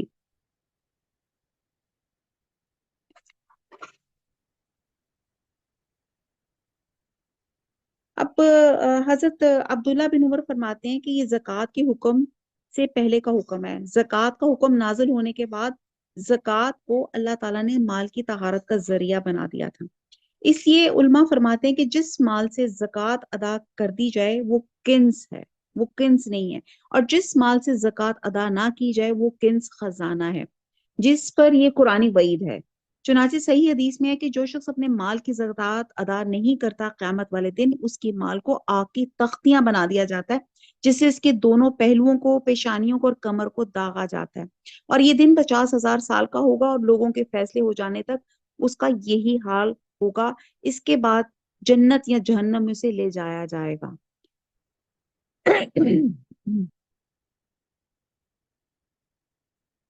تو اللہ تعالیٰ ہمیں توفیق دے زکوٰۃ کو صحیح طور پہ ادا کرنے کی، آمین ثم آمین۔ آیت نمبر 35، جس دن اس خزانے کو آتش دوزخ میں تپایا جائے گا۔ آپ یہ دیکھتے ہیں کہ آج انشاءاللہ تعالیٰ رمضان شروع ہو گیا ہے، اور آپ دیکھیں گے کہ آپ پکوڑے تلتے ہوئے جب آپ لوگوں نے، ہم میں سے کسی نے ضرور کوئی نہ کوئی گولڈ کی کوئی بینگل یا کچھ نہ کچھ پہنا ہوتا ہے، اور وہ اتنی جلدی ہیٹ اپ ہو جاتا ہے، اور اتنی ہمیں محبت ہوتی ہے سونے سے کہ جب ہم فرائنگ کر رہے ہوتے ہیں اور ہماری سونے کی وہ چوڑی گرم بھی ہو رہی ہوتی ہے اور ہمیں ہمارے بازو کو لگ بھی رہی ہوتی، تو ہم اتارنے کی ہماری نہیں ہوتی، بس ادھر تھوڑا سا آگے پیچھے کر کے اور اس محبت سے اس چوڑی کو پہنے ہی رکھتے ہیں۔ تو آپ سوچیں کہ جس سے زکوٰۃ نہ دی جائے گی، تو یہاں پہ اس کا وہ حال کریں کہ جس دن اس خزانے کو آتش دوزخ میں تپایا جائے گا، پھر اس سے ان کی پیشانیاں اور پہلوئیں اور پیٹھیں داغی جائیں گی، اور ان سے کہا جائے گا یہ ہے جسے تم نے اپنے لیے خزانہ بنا رکھا ہے، بس اپنے خزانوں کا مزہ چکھو۔ مہینوں کی تنگنتی اللہ کے نزدیک کتاب اللہ میں 12 ہے، اس دن سے جب سے آسمان زمین کو اس نے پیدا کیا، ان میں سے 4 حرمت و ادب کے ہیں، یہی درست دین ہے۔ تم ان مہینوں میں اپنی جانوں پہ ظلم نہ کرو، اور تم تم تمام مشرکوں سے جہاد کرو جیسے کہ وہ تم سب سے لڑتے ہیں، اور جان رکھو اللہ تعالیٰ متقیوں کے ساتھ ہے۔ اب ابتدائی افرینش سے اللہ تعالیٰ نے 12 مہینے مقرر کیے تھے، جس میں 4 حرمت والے ہیں، جن میں قتل و جدال کی بالخصوص ممانعت کی گئی ہے۔ اس بات کو نبی صلی اللہ علیہ وسلم نے اس طرح بیان کیا کہ زمانہ گھوم گھما کر پھر اسی حالت پہ آ گیا ہے جس حالت پر اس وقت تھا جب اللہ نے آسمانوں اور زمین کی تخلیق فرمائی۔ سال 12 مہینوں کا ہے، جن میں 4 حرمت والے ہیں، 3 پہ در پہ ذی القعدہ، ذی الحج اور محرم، اور چوتھا رجب مضر جو جمادی الاخر اور شبان کے درمیان میں ہے۔ تو یہ بخاری کی اوتھینٹک حدیث کا مفہوم ہے۔ آیت نمبر 37، مہینوں کا آگے پیچھے کر دینا کفر کی زیادتی ہے، اس سے وہ لوگ گمراہی میں ڈالے جاتے ہیں جو کافر ہیں، ایک سال تو اسے حلال کر لیتے ہیں اور ایک سال اس کو حرمت والا کر لیتے ہیں۔ اللہ نے جو حرمت رکھی ہے اس کے شمار میں تو موافقت کر لیں، پھر اسے حلال بنا لیں جسے اللہ نے حرام کیا ہے، انہیں ان کے برے کام بھلے دکھا دیے گئے، اور قوم کفار کی اللہ رہنمائی نہیں فرماتا۔ یہ ان کا بڑا کرائم تھا کہ جس حرمت والے مہینے میں وہ قتل و غارت کرنا چاہتے تھے اس میں وہ کر لیتے تھے، اور اعلان کرتے تھے کہ اس کی جگہ فلاں مہینہ حرمت والا ہوگا، یعنی کہ محرم کے مہینے کی حرمت توڑ کے اس کی جگہ سفر کو حرمت والا مہینہ قرار دیتے تھے۔ اس طرح حرمت والے مہینوں میں وہ تقدیم اور تاخیر اور عدل بدل کرتے تھے، اس لیے اللہ تعالیٰ نے فرمایا کہ یہ کفر اور زیادتی ہے، کیونکہ عدل بدل سے مقصود لڑائی اور دنیاوی مفادات کے حصول کے سوا کچھ بھی نہیں ہے۔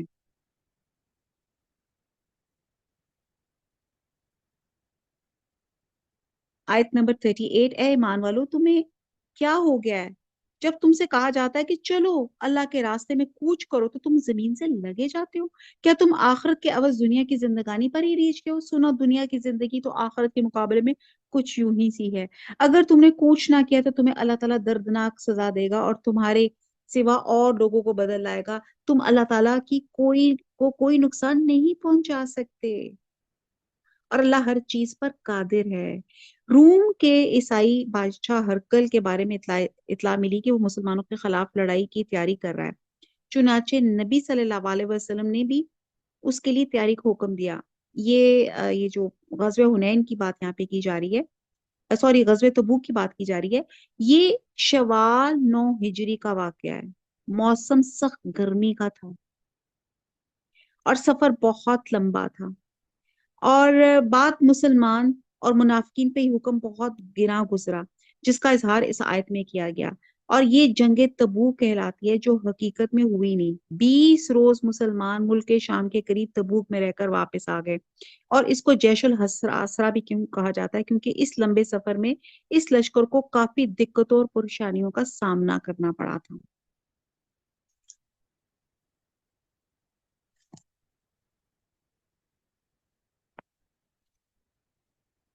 आयत नंबर 40, अगर तुम इनकी ना करो तो अल्लाह ही इनकी मदद अल्लाह ही ने ही इनकी मदद की इस वक्त जबकि इसे काफरों ने देश से निकाल दिया था। दो में से दूसरा, जबकि वो दोनों गार में थे। जब ये अपने साथी से कहते गम ना कर, अल्लाह हमारे साथ है, ये कहाँ पे था? ये वो था कि जब मक्का के लोगों ने हजूर सल्लल्लाहु अलैहि वसल्लम को असैसिनेशन का प्रोग्राम बना लिया तो अल्लाह सुब्हाना ताला ने कहा, उनको हिजरत का हुक्म दिया और साथ कहा कि अपने बेस्ट बडी हजरत अबू बकर सदीक रजी अल्लाह ताला अन्हु को भी साथ ले लें। तो फिर ये दोनों जो दोस्त थे, ये जो थे, इन्होंने लंबा वाक़या है उसको, मतलब गारे सौर में इन्होंने जो थी वो पनाह ली थी। और इसके पीछे जो थे वो लोगों ने ना अपने खोजी लगा दिए थे इनको ढूंढने के लिए कि और ये लोगों की इन्होंने अपने गार के बाहर लोगों के कदमों की आहट भी सुनी थी। तो हदीस में आता है कि अबू बकर सदीक रज़ी अल्लाह ताला अन्हु फरमाते हैं कि जब हम गार में थे तो मैंने नबी सल्लल्लाहु अलैहि वसल्लम से कहा कि अगर इन मुशरिकीन ने जो हमारे ताकुब में है अपने कदमों पे नजर डाली तो यकीनन हमें देख लेंगे। तो हजरत नबी सल्लल्लाहु अलैहि वसल्लम ने फरमाया, ए अबू बकर, तुम्हारा इन दो के बारे में क्या ख्याल है जिनका तीसरा अल्लाह है, यानी कि अल्लाह की मदद उसके मैयत जिनके शामिल हाल है। तो अब यहाँ पे अल्लाह से हम भी मदद तलब करते हैं कि अल्लाह ताला, बड़ी गम है, बहुत परेशानी है अल्लाह ताला। अल्लाह ताला आप दिलों के हाल जानते हैं। अल्लाह ताला हम भी कहते हैं अल्लाह आप हमारी मदद करें, हमारी तमाम इन मसाइल से, परेशानियों से अल्लाह ताला निकाल दें। आमीन सुम्मा आमीन।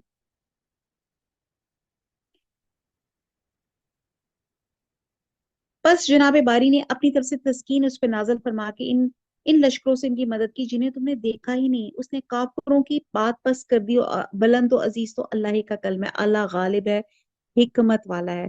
तो मदद की दो सूरतें बयान की गई जिनसे अल्लाह के रसूल की मदद फरमाएगी, एक सकीनत और दूसरे फरिश्तों की ताईद। और काफरों के कलमे से शिर्क और कलमतुल्लाह से तौहीद मुराद है। ये हदीस में बयान किया गया कि रसूल सल्लल्लाहु अलैहि वसल्लम से पूछा गया कि एक शख्स बहादुरी के जौहर दिखाने के लिए लड़ता है और एक कबाइली असबियत और हमियत में लड़ता है, एक और रयाकारी के लिए लड़ता है, इनमें से फी सबीलिल्लाह लड़ने वाला कौन है? तो आपने फरमाया जो इसलिए लड़ता है कि अल्लाह का कलमा बुलंद हो जाए, और वो फी सबीलिल्लाह है। तो अपनी नीयतों को चेक करें कि हम किसके लिए लड़ते हैं या हम हमारी नीयतें क्या हैं। आयत नंबर 41, निकल खड़े हो जाओ, हल्के फुल्के हो तो भी और भारी भरकम हो तो भी, और राह रब में अपनी मालो जान से जहाद करो, यही तुम्हारे लिए बेहतर है अगर तुम में इल्म हो। बड़ी खूबसूरत यहाँ पे जो बात अल्लाह ताला बयान कर रहे हैं।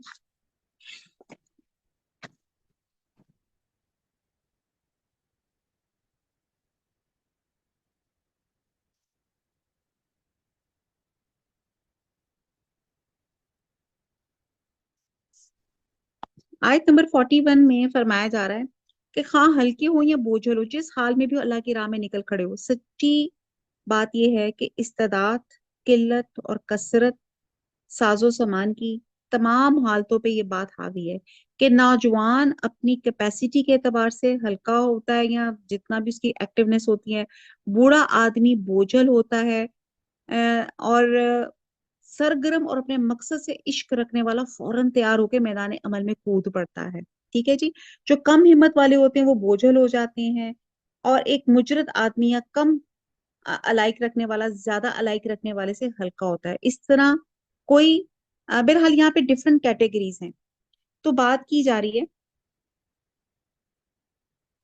कि जैसे भी हो, जब जंग का हुक्म जहाद का हो तो सबके सब निकल आए। अबू राशिद कहते हैं कि मैंने मकदार बिन असवद को हमस में देखा कि जंग के लिए निकल रहे थे। मैंने कहा अल्लाह ने तुम्हें माजूर ठहराया है, यानी कि बूढ़े हो। तो उन्होंने कहा इनफुरू खिफाफम वसिकालन का जवाब है कि फिर आपने कहते हैं कि एक नहायत बूढ़े आदमी को देखा जिसकी भूमें आंखों पे गिर रही थी। मैंने कहा क्या अल्लाह ने बूढ़ों को माफ नहीं कर दिया? तो उन्होंने कहा अल्लाह ने हमें हर हाल में निकल खड़े होने का हुक्म दिया है, खिफाफन व सिकालन। और इसी तरह हजरत अबू अय्यूब अंसारी से भी एक रवायत है कि आयत इस बाब में कती है कि जब अवाम दफा के लिए बुलाए तो बजुज उन माजूरों को जिनका जिक्र आगे आयत नंबर 91 में है, हर आदमी पे वाजिब है कि जान और माल से जहाद में शरीक हों।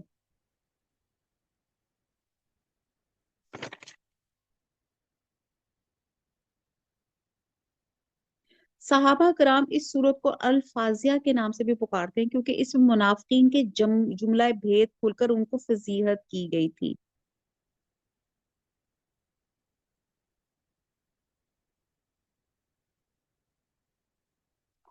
बहरहाल देखते हैं क्या। तो यहाँ पे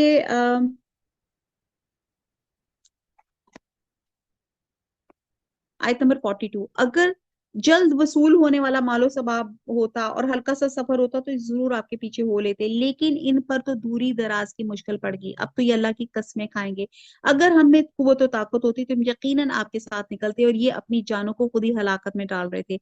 इनके झूठे होने का सच्चा इल्म अल्लाह ही को है। अल्लाह तुझे माफ फरमा दे, तूने इन्हें क्यों इजाजत दे दी बगैर इसके कि तेरे सामने सच्चे लोग खुल जाएं और तू झूठे लोगों को भी जान ले। अल्लाह ताला अल्लाह पर और क़यामत के दिन पर ईमान और यकीन रखने वाले तो माली और जानी जहाज से रुक रहने की कभी भी तुझसे इजाजत तलब नहीं करेंगे। अल्लाह ताला परहेजगारों को खूब जानता है। ये इजाजत तो तुझसे वही तलब करेंगे जिन्हें ना तो अल्लाह पर ईमान है ना आखिरत के दिन का यकीन है, जिनके दिल शक में पड़े हुए हैं और वो अपने शक में ही में सरगर्दा हैं। अगर इनका इरादा जहाद के लिए निकलने का होता तो वो इस सफर के लिए सामान की सवारी तैयारी कर रखते, लेकिन अल्लाह को इनका उठना पसंद ही नहीं था, इसलिए इन्हें हरकत से ही रोक दिया और कह दिया कि तुम बैठने वालों के साथ ही रहो। अगर ये तुम में से मिलकर निकलते भी तो तुम्हारे लिए सवाए फसाद के कोई और चीज ना बढ़ाते, बल्कि तुम्हारे दरमियान में खूब खूब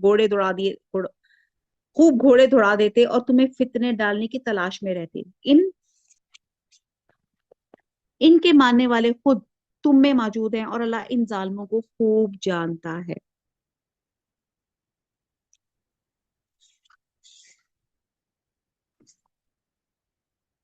अब यहाँ जो गज़वे तबूक की बात चल रही है कि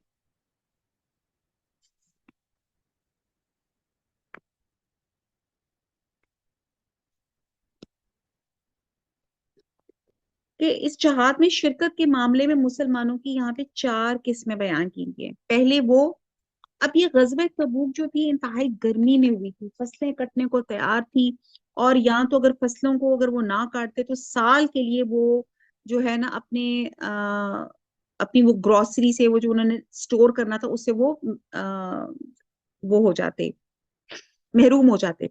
तो यहाँ पे एक ये मैंडेटरी था कि इस गजवा में सबने शरीक होना है, जिसमें पता चलेगा मुनाफिक कौन है और मोमिन कौन है। तो इसमें चार किस्म की कैटेगरी थी जो जहाद में शरीक हुए थे। पहले वो मुसलमान जो बिला तामुल तैयार हो गए, दूसरे वो जिन्हें इब्तिदा में तरद्दुद हुआ, इनके दिल डोले लेकिन जल्द ही इस तरद्दुद से निकल आए, तीसरे वो थे जो जाफ और बीमारी या सवारी या सफर खर्च न होने की वजह से फिल वाकया जाने से माजूर थे, जिन्हें खुद अल्लाह ताला ने इजाजत दी थी, जिसका इंशाल्लाह ताला आगे जिक्र आयत नंबर 91 से 92 में आएगा। और चौथी किस्म वो थी जो महज काहली की वजह से शरीक नहीं हुए, और जब नबी सल्लल्लाहु अलैहि वसल्लम वापस आए तो उन्होंने अपनी गुनाह का एतराफ करके अपने आप को तौबा اور سزا کے لیے پیش کر دیا گیا تھا۔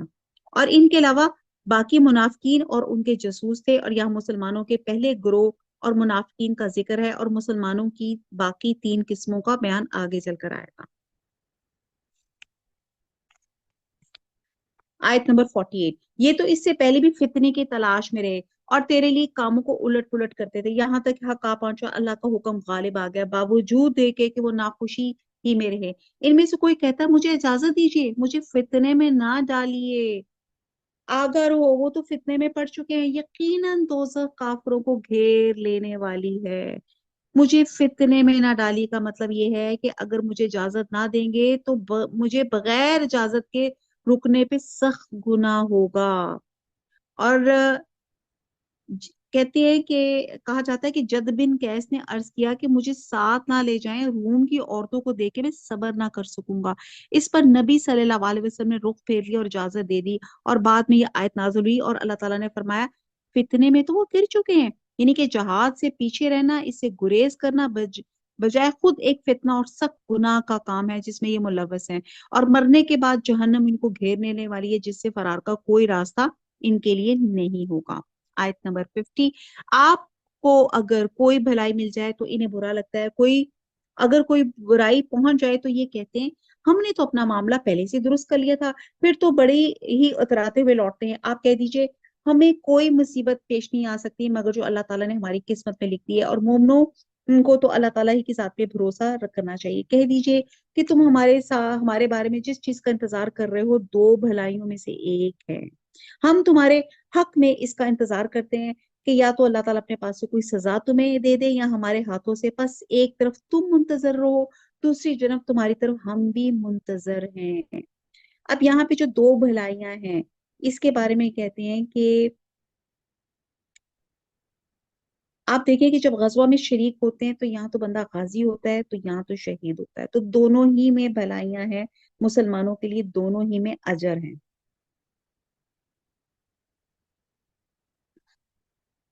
اور پھر کہا جا رہا ہے کہ تمہارے بارے میں 2 برائیوں میں سے ایک برائی کا انتظار کریں، یا تو آسمان سے اللہ تعالیٰ تم پہ عذاب نازل فرمائے جن سے تم ہلاک ہو جاؤ، یا ہمارے ہاتھوں سے اللہ تعالیٰ تمہیں قتل کرے یا قیدی بنانے کی سزائے دے دے، وہ اللہ تعالیٰ دونوں باتوں پہ قادر ہے۔ آیت نمبر 53، کہہ دیجئے کہ تم خوشی یا ناخوشی کسی طرح بھی خرچ کرو، قبول تو ہرگز نہ کیا جائے گا، یقیناً تم فاسق لوگ ہو۔ اب کیا جا رہا ہے کہ اب ان کے اگلی جو آیات ہیں ان میں ان کے صدقات کے عدم قبول کی 3 دلیلیں بیان کی گئی ہیں۔ نمبر 1 ان کا کفر و فسق، دوسرا کاہلی سے نماز پڑھنا، اس لیے کہ وہ اس پہ ثواب کی امید رکھتے ہیں، نہ اس کی سزا سے انہیں کوئی خوف ہے، کیونکہ رجا اور خوف یہ کبھی ایمان کی علامت ہے جس سے یہ محروم ہے۔ تیسرا کیا کرتے ہیں، کراہت سے خرچ کرتے ہیں، جس کام میں دل کی رضا نہ ہو وہ قبول کس طرح ہو سکتا ہے۔ اور یہ تینوں وجوہات ایسی ہیں جن میں سے ایک وجہ بھی ان کے عمل کی نامعقولیت کے لیے کافی ہے، اور پھر اگر تینوں وجوہات ہو جائیں تو پھر اس عمل کے اللہ تعالیٰ کے بارگاہ میں قبول ہونے میں نامقبول ہونے میں پھر کیا شک رہ جاتا ہے۔ اب ہم آگے پڑھتے ہیں، یہی 3 وجوہات بیان کی گئی ہیں۔ 54 آیت، کوئی سبب ان کے خرچ کرنے کی قبولیت کے نہ ہونے کا اس سے سوا نہیں کہ یہ اللہ اور اس کے رسول کے منکر ہیں اور بڑی کاہلی سے نماز کو آتے ہیں اور برے دل سے خرچ کرتے ہیں، بس آپ کو ان کے مال اور اولاد تعجب میں نہ ڈالیں، اللہ کی چاہت یہی ہے کہ اسے انہیں دنیا کی زندگی میں ہی سزا دیں اور ان کی کفری کی حالت میں ان کی جانیں نکال دیں۔ سورہ طٰہٰ میں آتا ہے، اور کئی طرح کے لوگوں کو جو ہم نے دنیا کی زندگی میں آرائش کی چیزوں سے بہرہ مند کیا تاکہ ان کی آزمائش کریں اور ان پہ نگاہ نہ کرنا۔ سورہ مومنون میں ہے، کیا یہ لوگ خیال کرتے ہیں کہ ہم جو دنیا میں ان کو مال اور بیٹوں سے مدد دیتے ہیں تو اس سے ان کی بھلائی میں ہم جلدی کر رہے ہیں؟ نہیں، بلکہ یہ سمجھتے نہیں، یعنی کہ یہ آل اور اولاد، مال اور دولت بطور آزمائش ہے نہ کہ فضل الہی کے طور پہ۔ آپ سوچیں کہ یہ ہمارے پیپرز ہیں، میری مال اور میرا اولاد، اس کو میں نے کیسے تربیت کیسے کرنی ہے اولاد کی، اور اپنے مال کو کیسے استعمال کرنا ہے. تو یہ میرا پیپر ہے جس کا میں نے اللہ تعالیٰ کو جواب دینا ہے. آیت نمبر 56. یہ اللہ کی قسم کھا کھا کر کہتے ہیں یہ تمہاری جماعت کے لوگ ہیں، حالانکہ وہ دراصل تمہارے نہیں. بات صرف اتنی ہے کہ یہ ڈرپوک لوگ ہیں. اگر یہ کوئی بچاؤ کی جگہ یا کوئی غار یا کوئی سر گھسانے کی جگہ پالیں گے تو ابھی اسی طرف لگام توڑ کر الٹے بھاگ چھوٹے. ان میں سے وہ بھی ہیں جو خیراتی مال کی تقسیم کے بارے میں آپ پر عیب رکھتے ہیں. اگر انہیں اس میں سے مل جائے تو خوش ہیں، اگر اس میں سے نہ ملے تو فوراً ہی بگڑ کھڑے ہوتے ہیں. کہتے ہیں کہ ایک دفعہ آپ صلی اللہ علیہ وسلم تقسیم فرما رہے تھے تو کسی نے کہا انصاف سے کام لیجئے. تو آپ صلی اللہ علیہ وسلم نے فرمایا افسوس ہے تجھ پہ، اگر میں ہی انصاف نہیں کروں گا تو پھر اور کون کرے گا. استغفر استغفر. آیت نمبر 59. اگر یہ لوگ اللہ اور رسول کے دیے ہوئے پر خوش رہتے اور کہہ دیتے اللہ ہمیں کافی ہے، حسبن اللہ حسبن اللہ حسبن اللہ، اللہ ہمیں اپنے فضل سے دے گا اور اس کا رسول بھی، ہم تو اللہ کی ذات سے ہی توقع رکھتے ہیں. صدقے صرف فقیروں کے لیے ہیں اور مسکینوں کے لیے اور ان کے وصول کرنے والوں کے لیے، ان کے لیے جن کے دل پر چائے جاتے ہیں، اور گردن چھڑانے میں، اور قرض داروں کے لیے، اور اللہ کی راہ میں، اور راہ رو مسافروں کے لیے فرض ہے اللہ کی طرف سے، اور اللہ علم و حکمت والا ہے. یہ آیت نمبر 60 جو ہے نا یہ مصارف زکوٰۃ ہیں. وقت اتنا نہیں ہے کہ ہم ان کو ایک ایک ڈیٹیل میں ہم ان کو ڈسکس کریں. ایک فقیر ہیں جو حاجت مند ہوتے ہیں، اور مسکین وہ ہیں، حدیث میں آتا ہے کہ نبی صلی اللہ علیہ وسلم فرمایا کہ مسکین وہ گھومنے پھرنے والا نہیں جو ایک ایک یا دو دو لقمے یا کھجور کے لیے گھر گھر پھرتا ہے، بلکہ مسکین وہ ہے جس کے پاس اتنا مال بھی نہ ہو کہ وہ اسے بے نیاز کر دے، اور نہ ایسی مسکنت اپنے اوپر طاری رکھے کہ لوگ غریب اور مستحق سمجھ کر اس پر صدقہ کریں، اور نہ خود لوگوں کے سامنے دست دراز کریں. یعنی اس کو کہتے ہیں نا وائٹ کالر پیپل، یعنی کہ سفید پوش جو لوگ ہوتے ہیں، آپ نے خود دیکھنا ہے اپنی فیملی میں ادھر ادھر جو انتہائی خودداری کے ساتھ زندگی گزار رہے ہیں لیکن زکوٰۃ ان کے اوپر لگ رہی ہوتی ہے، تو بہت اچھے طریقے سے ان کی مدد کریں کہ ان کی خودداری کو ٹھیس نہ پہنچے. اور پھر تیسرے وہ ہوتے ہیں عاملین، یعنی کہ حکومت کے وہ اہلکار جو زکوٰۃ اور صدقات کی وصولی تقسیم حساب کتاب پہ مامور ہوتے ہیں. چوتھا جس کو مولفات القلوب، ایک تو وہ کافر ہیں جو کچھ کچھ اسلام کی طرف مائل ہوں، ان کی امداد کرنے پہ امید ہو کہ مسلمان ہو جائیں، اور دوسرے وہ نو مسلم افراد ہیں جن کو اسلام پہ مضبوطی سے قائم رکھنے کے لیے مدد کرنے کی ضرورت ہو، تو ان کو ضرور آپ کو زکوٰۃ دینی چاہیے. آج میری کلاس میں ہے نہیں، لیکن آئی ریکویسٹ یو، ایبیا جیمز میری کلاس میں آتی ہیں، وہ نو مسلم ہیں اور آپ کے پاس یہ مہینہ ہے تو آپ ضرور ان کی جو ہے مدد کر سکتے ہیں. ٹھیک ہے جی، یہ تو ہماری کلاس میں آپ کے سب کے سامنے کہ ریگولر آتی ہیں. اچھا جی، تیسرے وہ افراد ہیں جن کو امداد دینے کی صورت میں یہ امید ہو کہ وہ اپنے علاقے کے لوگوں کو بھی مسلمانوں پہ حملہ آور ہونے سے روکیں گے، تو اس طرح وہ قریب کے کمزور مسلمانوں کو تحفظ کریں گے. اس کو کہتے ہیں تالیف قلب. ٹھیک ہے جی. اور یہ ہماری کتنی 4 کیٹیگریز ہو گئی. ہاں جی، اور 5ویں کیٹیگری ہوتی ہے گردنیں آزاد کرنا. ٹھیک ہے جی. اور 6ٹھی ہوتی ہے کہ یعنی کہ کسی کا قرض آپ نے ادا کرنا. ٹھیک ہے جی. اور 7ویں ہوتی ہے فی سبیل اللہ، یعنی کہ جہاد یا جو بھی اللہ کے راستے میں آپ دے سکتے ہیں. اور پھر 8واں ہوتا ہے راستے کے مسافر، یعنی کہ اگر کوئی مسافر ہے سفر میں مستحق ہو، چاہے وہ اپنے گھر میں بہت صابر حیثیت ہو، تو اس کی بھی مدد ہم زکوٰۃ کی رقم سے کر سکتے ہیں. تو یہاں پہ آیت نمبر 60 میں جو ہے 8 مصارف زکوٰۃ جو ہے یعنی کہ جن کو زکوٰۃ دی جا سکتی ہے ان کا ذکر کیا جا رہا ہے. آیت نمبر 61. ان میں سے وہ بھی ہیں جو پیغمبر کو ایذا دیتے اور کہتے ہیں کہ کان کا کچا ہے، نعوذ باللہ. آپ کہہ دیجئے کہ وہ کان تمہارے بھلے کے لیے ہے، وہ اللہ پر ایمان رکھتا ہے اور مسلمانوں کی بات کا یقین کرتا ہے، اور تم میں سے جو اہل ایمان ہیں یہ ان کے لیے رحمت ہے. رسول اللہ کو جو لوگ ایذا دیتے ہیں ان کے لیے دکھ کی مار ہے. یہاں پھر منافقین کا ذکر کیا جا رہا ہے کہ نبی صلی اللہ علیہ وسلم انتہائی حلیم تھے، سب کی بات سنتے تھے.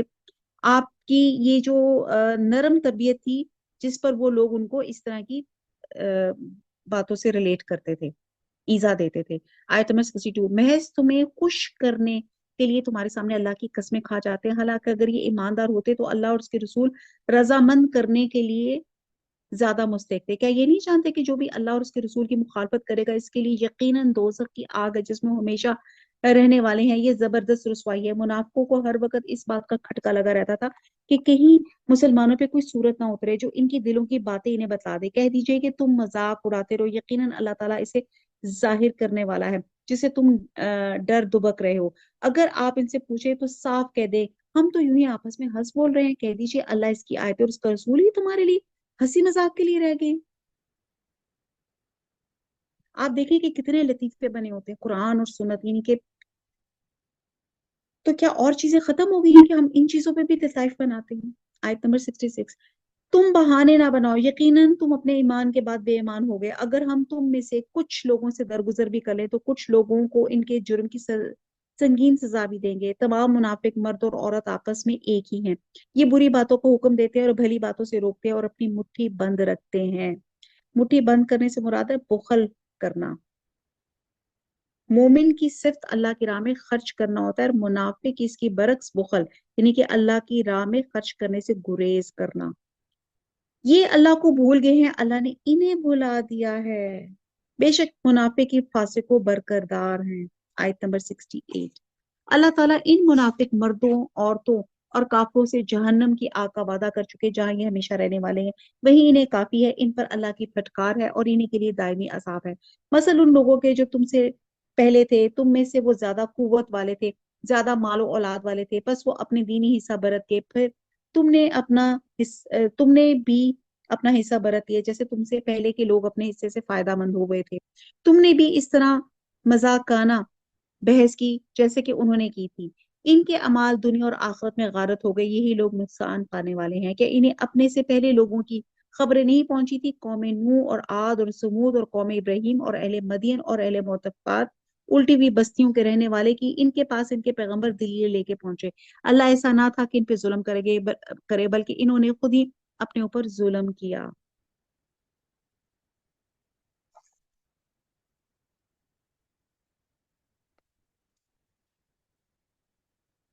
यहाँ पे 6 कौमों का हवाला दिया गया जिनका मस्कन मुल्क शाम रहा। और कौम नूह जो तूफान में गर्क होगी, कौम आद जो कुव्वत और ताकत में मुमताज होने के बावजूद बादे तन से हलाक होगी। नंबर 3 कौम समूद जिसे आसमानी चीख ने हलाक कर दिया। नंबर 4 कौम इब्राहिम जिसके बादशाह नमरूद बिन कनान को मच्छर से मरवा दिया गया। नंबर 5 असहाबे मदियन यानी कि हजरत शुएब अलैहिस्सलाम की कौम जिन्हें चीख जलजिला और बादलों के साए के अजाब से हलाक किया। और अहले मुतफिकात इससे मुराद कौम लूत है जिनकी बस्ती का नाम सदूम था और इनके ऊपर बड़े जबरदस्त 3 किस्म के अजाब आए थे। आ, इन पर एक तो आसमान से पत्थर बरसाए गए थे, दूसरा इनकी बस्ती को ऊपर से उठा के नीचे पटक दिया गया था जिससे पूरी बस्ती ऊपर नीचे हो गई थी। इस एतबार से इन्हें इसाब मुतफिकात कहा जाता है।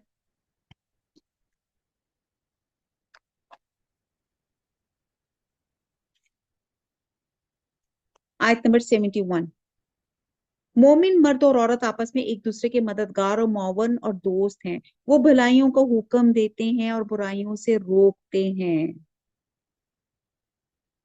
तो यहाँ मोमिनीन की खुसूसियात बयान की जा रही हैं कि वो क्या हैं, कि वो एक दूसरे के वेल विशर हैं, हमदर्द हैं। मोमिन कहते हैं, हदीस का मफहूम है, मोमिन मोमिन के लिए एक दीवार की तरह है जिसकी एक ईंट दूसरी ईंट की मजबूती का जरिया है। और एक और हदीस का मफहूम है कि मोमिनों की मिसाल आपस में एक दूसरे के साथ मोहब्बत करने, रहम करने, एक दूसरे के साथ मेहरबानी करने में एक जिस्म की तरह है। जब जिस्म के एक उसको तकलीफ होती है तो सारा जिस्म तब का शिकार हो जाता है और बेदार रहता है। आगे अल्लाह ताला फरमाते हैं, नमाजों को पाबंदी से बचा लाते हैं, ज़कात अदा करते हैं, अल्लाह और उसके रसूल की बात मानते हैं, यही लोग हैं जिन पे अल्लाह ताला बहुत जल्द रहम फरमाएगा। बेशक अल्लाह गलबे वाला, हिकमत वाला है। नमाज जो है हकूक अल्लाह में नुमाया तीन इबादत है और ज़कात हकूक अल अबाद के लिहाज से इम्तियाजी हैसियत रखी जाती है। और आप देखिए मोस्टली इन दोनों का जिक्र साथ साथ आता है। आयत नंबर 72, इन ईमानदार मर्दों और औरतों से अल्लाह ने उन जन्नतों का वादा फरमा लिया जिनके नीचे नहरें लहरें ले रही हैं, जहां वो हमेशा हमेशा रहने वाले हैं। और इन औसा और इन साफ सुथरे पाकीज़ा महलात का जो इन हमेशगी वालों जन्नतों में है, जन्नत अदन में है। और अल्लाह की रजामंदी सबसे बड़ी चीज है और यही जबरदस्त कामयाबी है। हदीस में आता है कि जन्नत की तमाम नेमतों के बाद अहले जन्नत को सबसे बड़ी नेमत रजाए इलाही की सूरत में मिलेगी। सुबहान अल्लाह। अल्लाह ताला हम सबको जन्नत अदन अता फरमाए। अल्लाह ताला हमें आ, अल्लाह ताला का दीदार, अल्लाह ताला की रजा, अल्लाह ताला हमें नसीब फरमाए। अल्लाह ताला दुनिया में ऐसे काम अल्लाह ताला हमसे करवा ले कि अल्लाह हमसे राजी हो जाए, अल्लाह हमसे राजी हो जाए, अल्लाह हमसे राजी हो जाए, अल्लाह हमसे राजी हो जाए। और यही जबरदस्त कामयाबी। आयत नंबर 73, ए नबी काफिरों और मुनाफिकों से जहाद जारी रखो और इन पे सख्त हो जाओ। इनकी असली जगह दोजख है, जो नहायत बदतरीन जगह। ये अल्लाह की कसमें खाकर कहते उन्होंने नहीं कहा, हालांकि यकीनन कुफर का कलमा इनकी जबान से निकल चुका और ये अपने इस्लाम के बाद काफिर हो गए हैं। इन्होंने इस काम का कसद भी किया जो पूरा ना कर सके। ये सिर्फ इस बात का इंतकाम ले रहे हैं कि इन्हें अल्लाह ने अपने फजल से और उसके रसूल ने दौलतमंद कर दिया। अगर ये अब भी तौबा करे तो इनके हक में बेहतर है। अगर मुंह मोड़ रहे हैं तो अल्लाह ताला इन्हें दुनिया और आखिरत में दर्दनाक सजा देगा और जमीन भर में भी इनका कोई हिमायती और मददगार ना खड़ा करेगा। यहाँ पे जो ना अपने फजल से और दौलत से ज्यादा करेगा, कहते हैं कि ये एक शख्स थे सलबा बिन हातिब। इन्होंने हजूर सल्लल्लाहु अलैहि वसल्लम से रिक्वेस्ट की कि दुआ करें कि मेरी जो है वो बकरियों में इजाफा हो जाए। और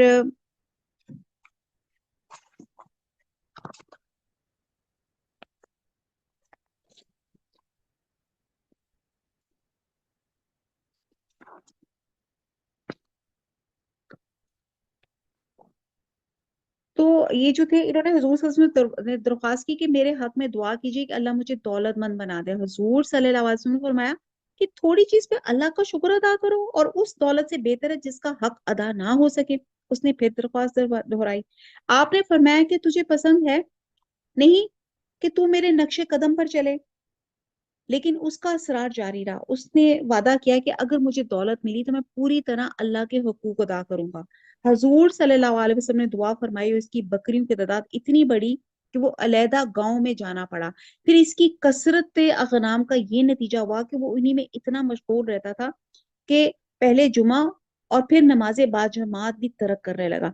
और इसके बाद हजूर सल्लल्लाहु अलैहि वसल्लम ने अकील को जक़ात के लिए भेजा तो कहने लगा, जक़ात तो जजिया की बेटी बन गई। और इसने टाल मटोल करने लगा और इनकार कर दिया। इस पर ये आयत नाजिल हुई और खबर पहुंचने पे वो बादल नख्वास्ता जक़ात लेके हाजिर हुआ। तो हजूर सल्लल्लाहु अलैहि वसल्लम ने फरमाया कि अल्लाह ने मुझे तुम्हारी जक़ात लेने से मना फरमाया। इसने बड़ी मिन्नत समाजत की। और फिर उसके बाद हजरत अबू बकर रजी अल्लाह ताला अन्हो, हजरत उमर रजी अल्लाह ताला अन्हो और हजरत उस्मान रजी अल्लाह ताला अन्हो के जमाने में बारी बारी जक़ात लेकर गया, लेकिन सब ने इनकार कर दिया। और आखिर इसी हालत में हजरत उस्मान रजी अल्लाह ताला अन्हो के जमाने में मर गया। तो आप ये देखें कि जक़ात देना कितना इम्पोर्टेंट है।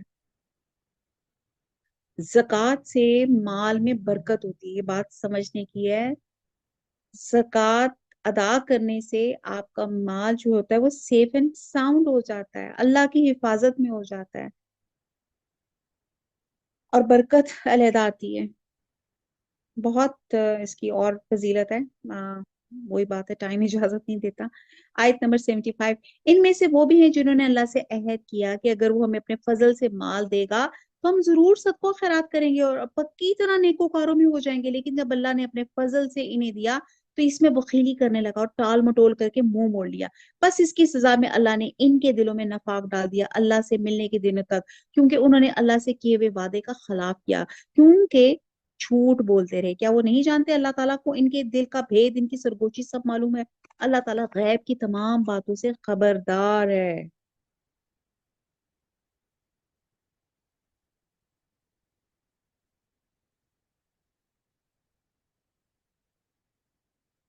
आयत नंबर 79, जो लोग इन मुसलमानों पे तानाजनी करते हैं, जो दिल खोल कर खैरात करते हैं, और इन लोगों पे जिन्होंने सवाए अपनी मेहनत मजदूरी के और कुछ मुयसर ही नहीं, बस ये इनका मजाक उड़ाते हैं, अल्लाह भी इनसे तमस्खुर करता है, इनके लिए दर्दनाक अजाब है।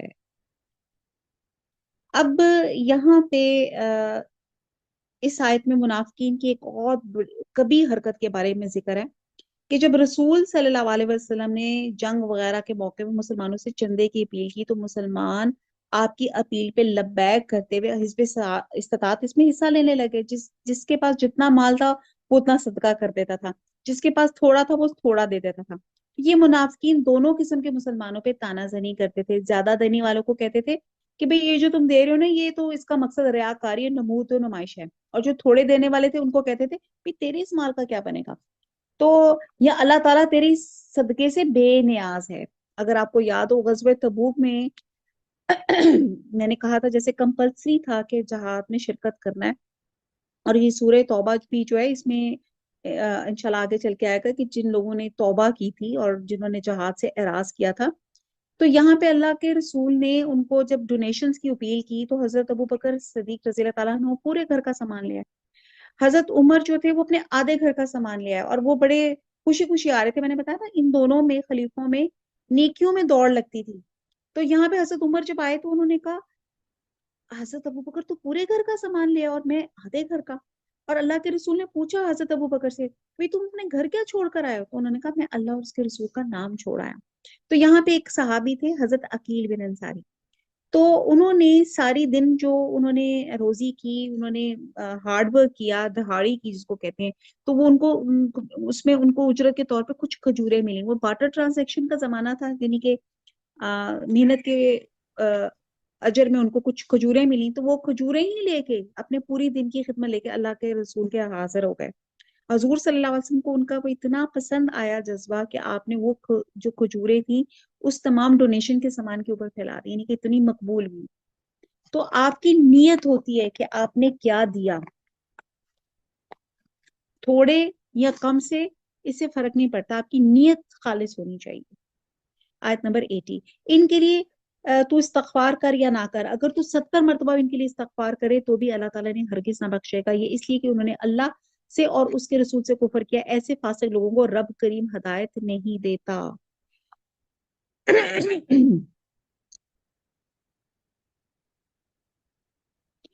आयत नंबर 81, पीछे रह जाने वाले लोग रसूल सल्लल्लाहु अलैहि वसल्लम के जाने के बाद अपने बैठे रहने पर खुश हैं।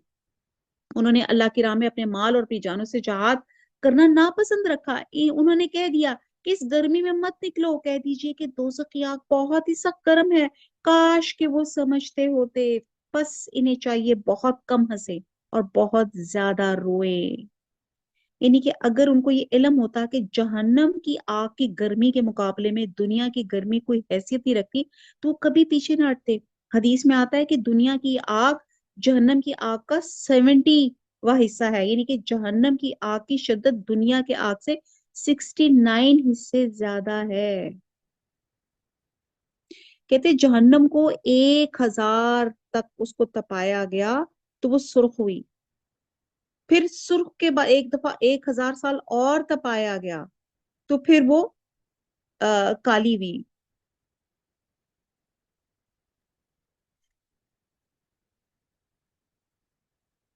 बहरहाल ये मैं गलत ना बोल रही हूँ, अल्लाह माफ फरमाए। तो बात की जा रही है कि अल्लाह ताला आगे फरमाते 82 में कि बस इन्हें चाहिए कि बहुत कम हंसे, बहुत ज्यादा रोएं बदले में इसकी जो ये करते हैं।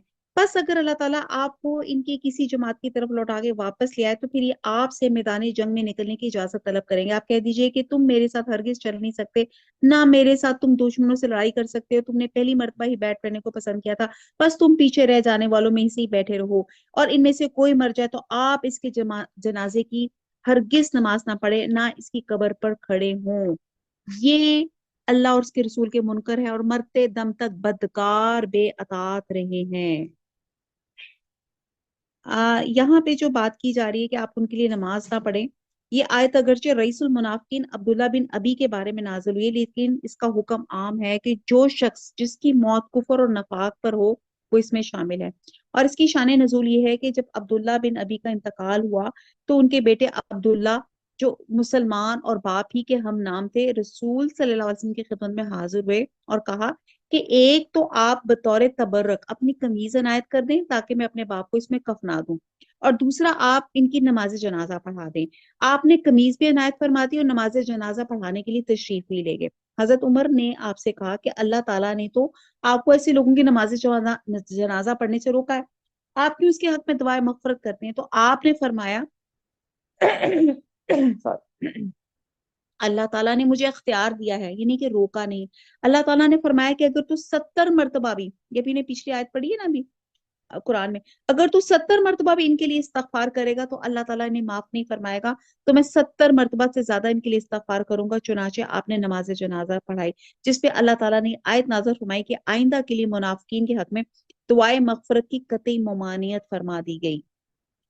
اور یہ نماز جنازہ اور دعائے مغفرت نہ کرنے کی علت ہے، جس کا مطلب ہے کہ جن لوگوں کا خاتمہ کفر اور فسق پر ہو، ان کی نہ نماز جنازہ پڑھنی چاہیے، نہ ان کے لیے مغفرت کی دعا کرنی چاہیے۔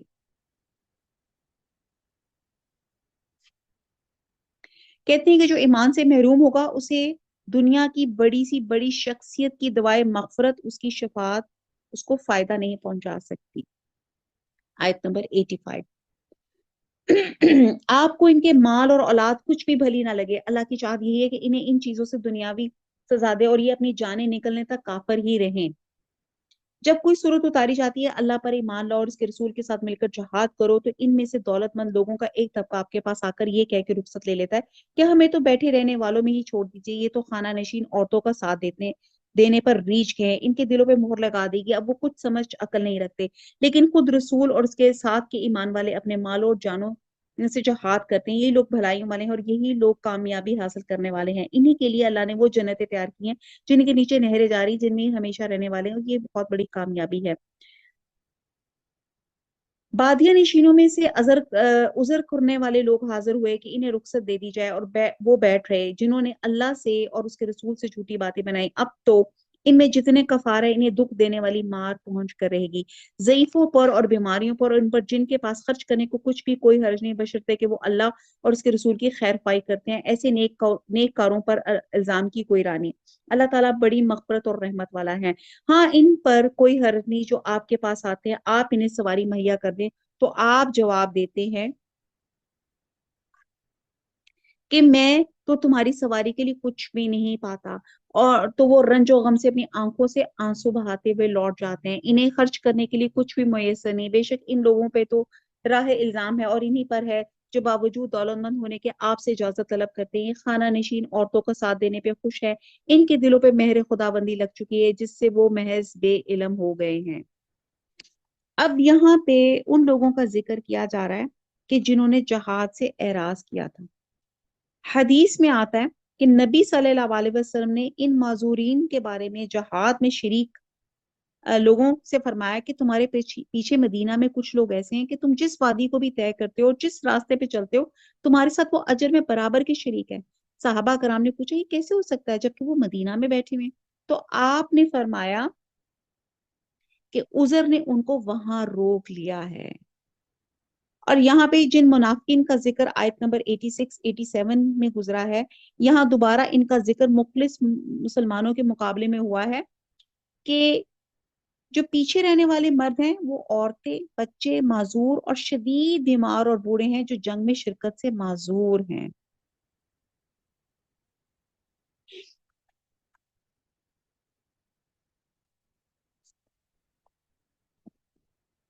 وما علینا الا البلاغ، یہ ہمارا آج جو ہے یہ 10واں سپارہ یہاں پہ ختم ہوتا ہے۔ آخر میں ایسے دیہاتی منافقوں کا ذکر ہے جو نفاق اور کفر میں شریک تھے، ایسے لوگوں میں بعد وہ ہیں جو صدقہ خیرات کو توان شمار کر کے ادا کرتے تھے اور ان کی ادائیگی ان کو شاق گزرتی تھی۔ تو بہرحال اللہ کی راہ میں صدقہ یا زکوٰۃ خوش دلی سے ادا کیا کریں، ایسے ہی لوگ اللہ کے قرب حلائی اور حضور صلی اللہ علیہ وسلم کی دعائیں مغفرت حاصل کرنے کے لیے ہدیہ پیش کرتے ہیں، اور ایسی افراد کے لیے اللہ کی رحمت ہر وقت قریب ہوگی۔ اللہ تعالی ہم سب کو انفاق فی سبیل اللہ کرنے کی جو توفیق عطا فرمائے. اللہ تعالی ہم سب کو شہادت کی موت عطا فرمائے، جہاد میں شرکت کرنے کی توفیق عطا فرمائے. آمین ثم آمین. جی یہ آج ہمارا پارا نمبر 10 ختم ہوا. وما علینا الا البلاغ. سبحانک اللہم و بحمدک نشہد لا الہ الا انت نستغفرک و نتوب الیک. والسلام علیکم ورحمۃ اللہ وبرکاتہ.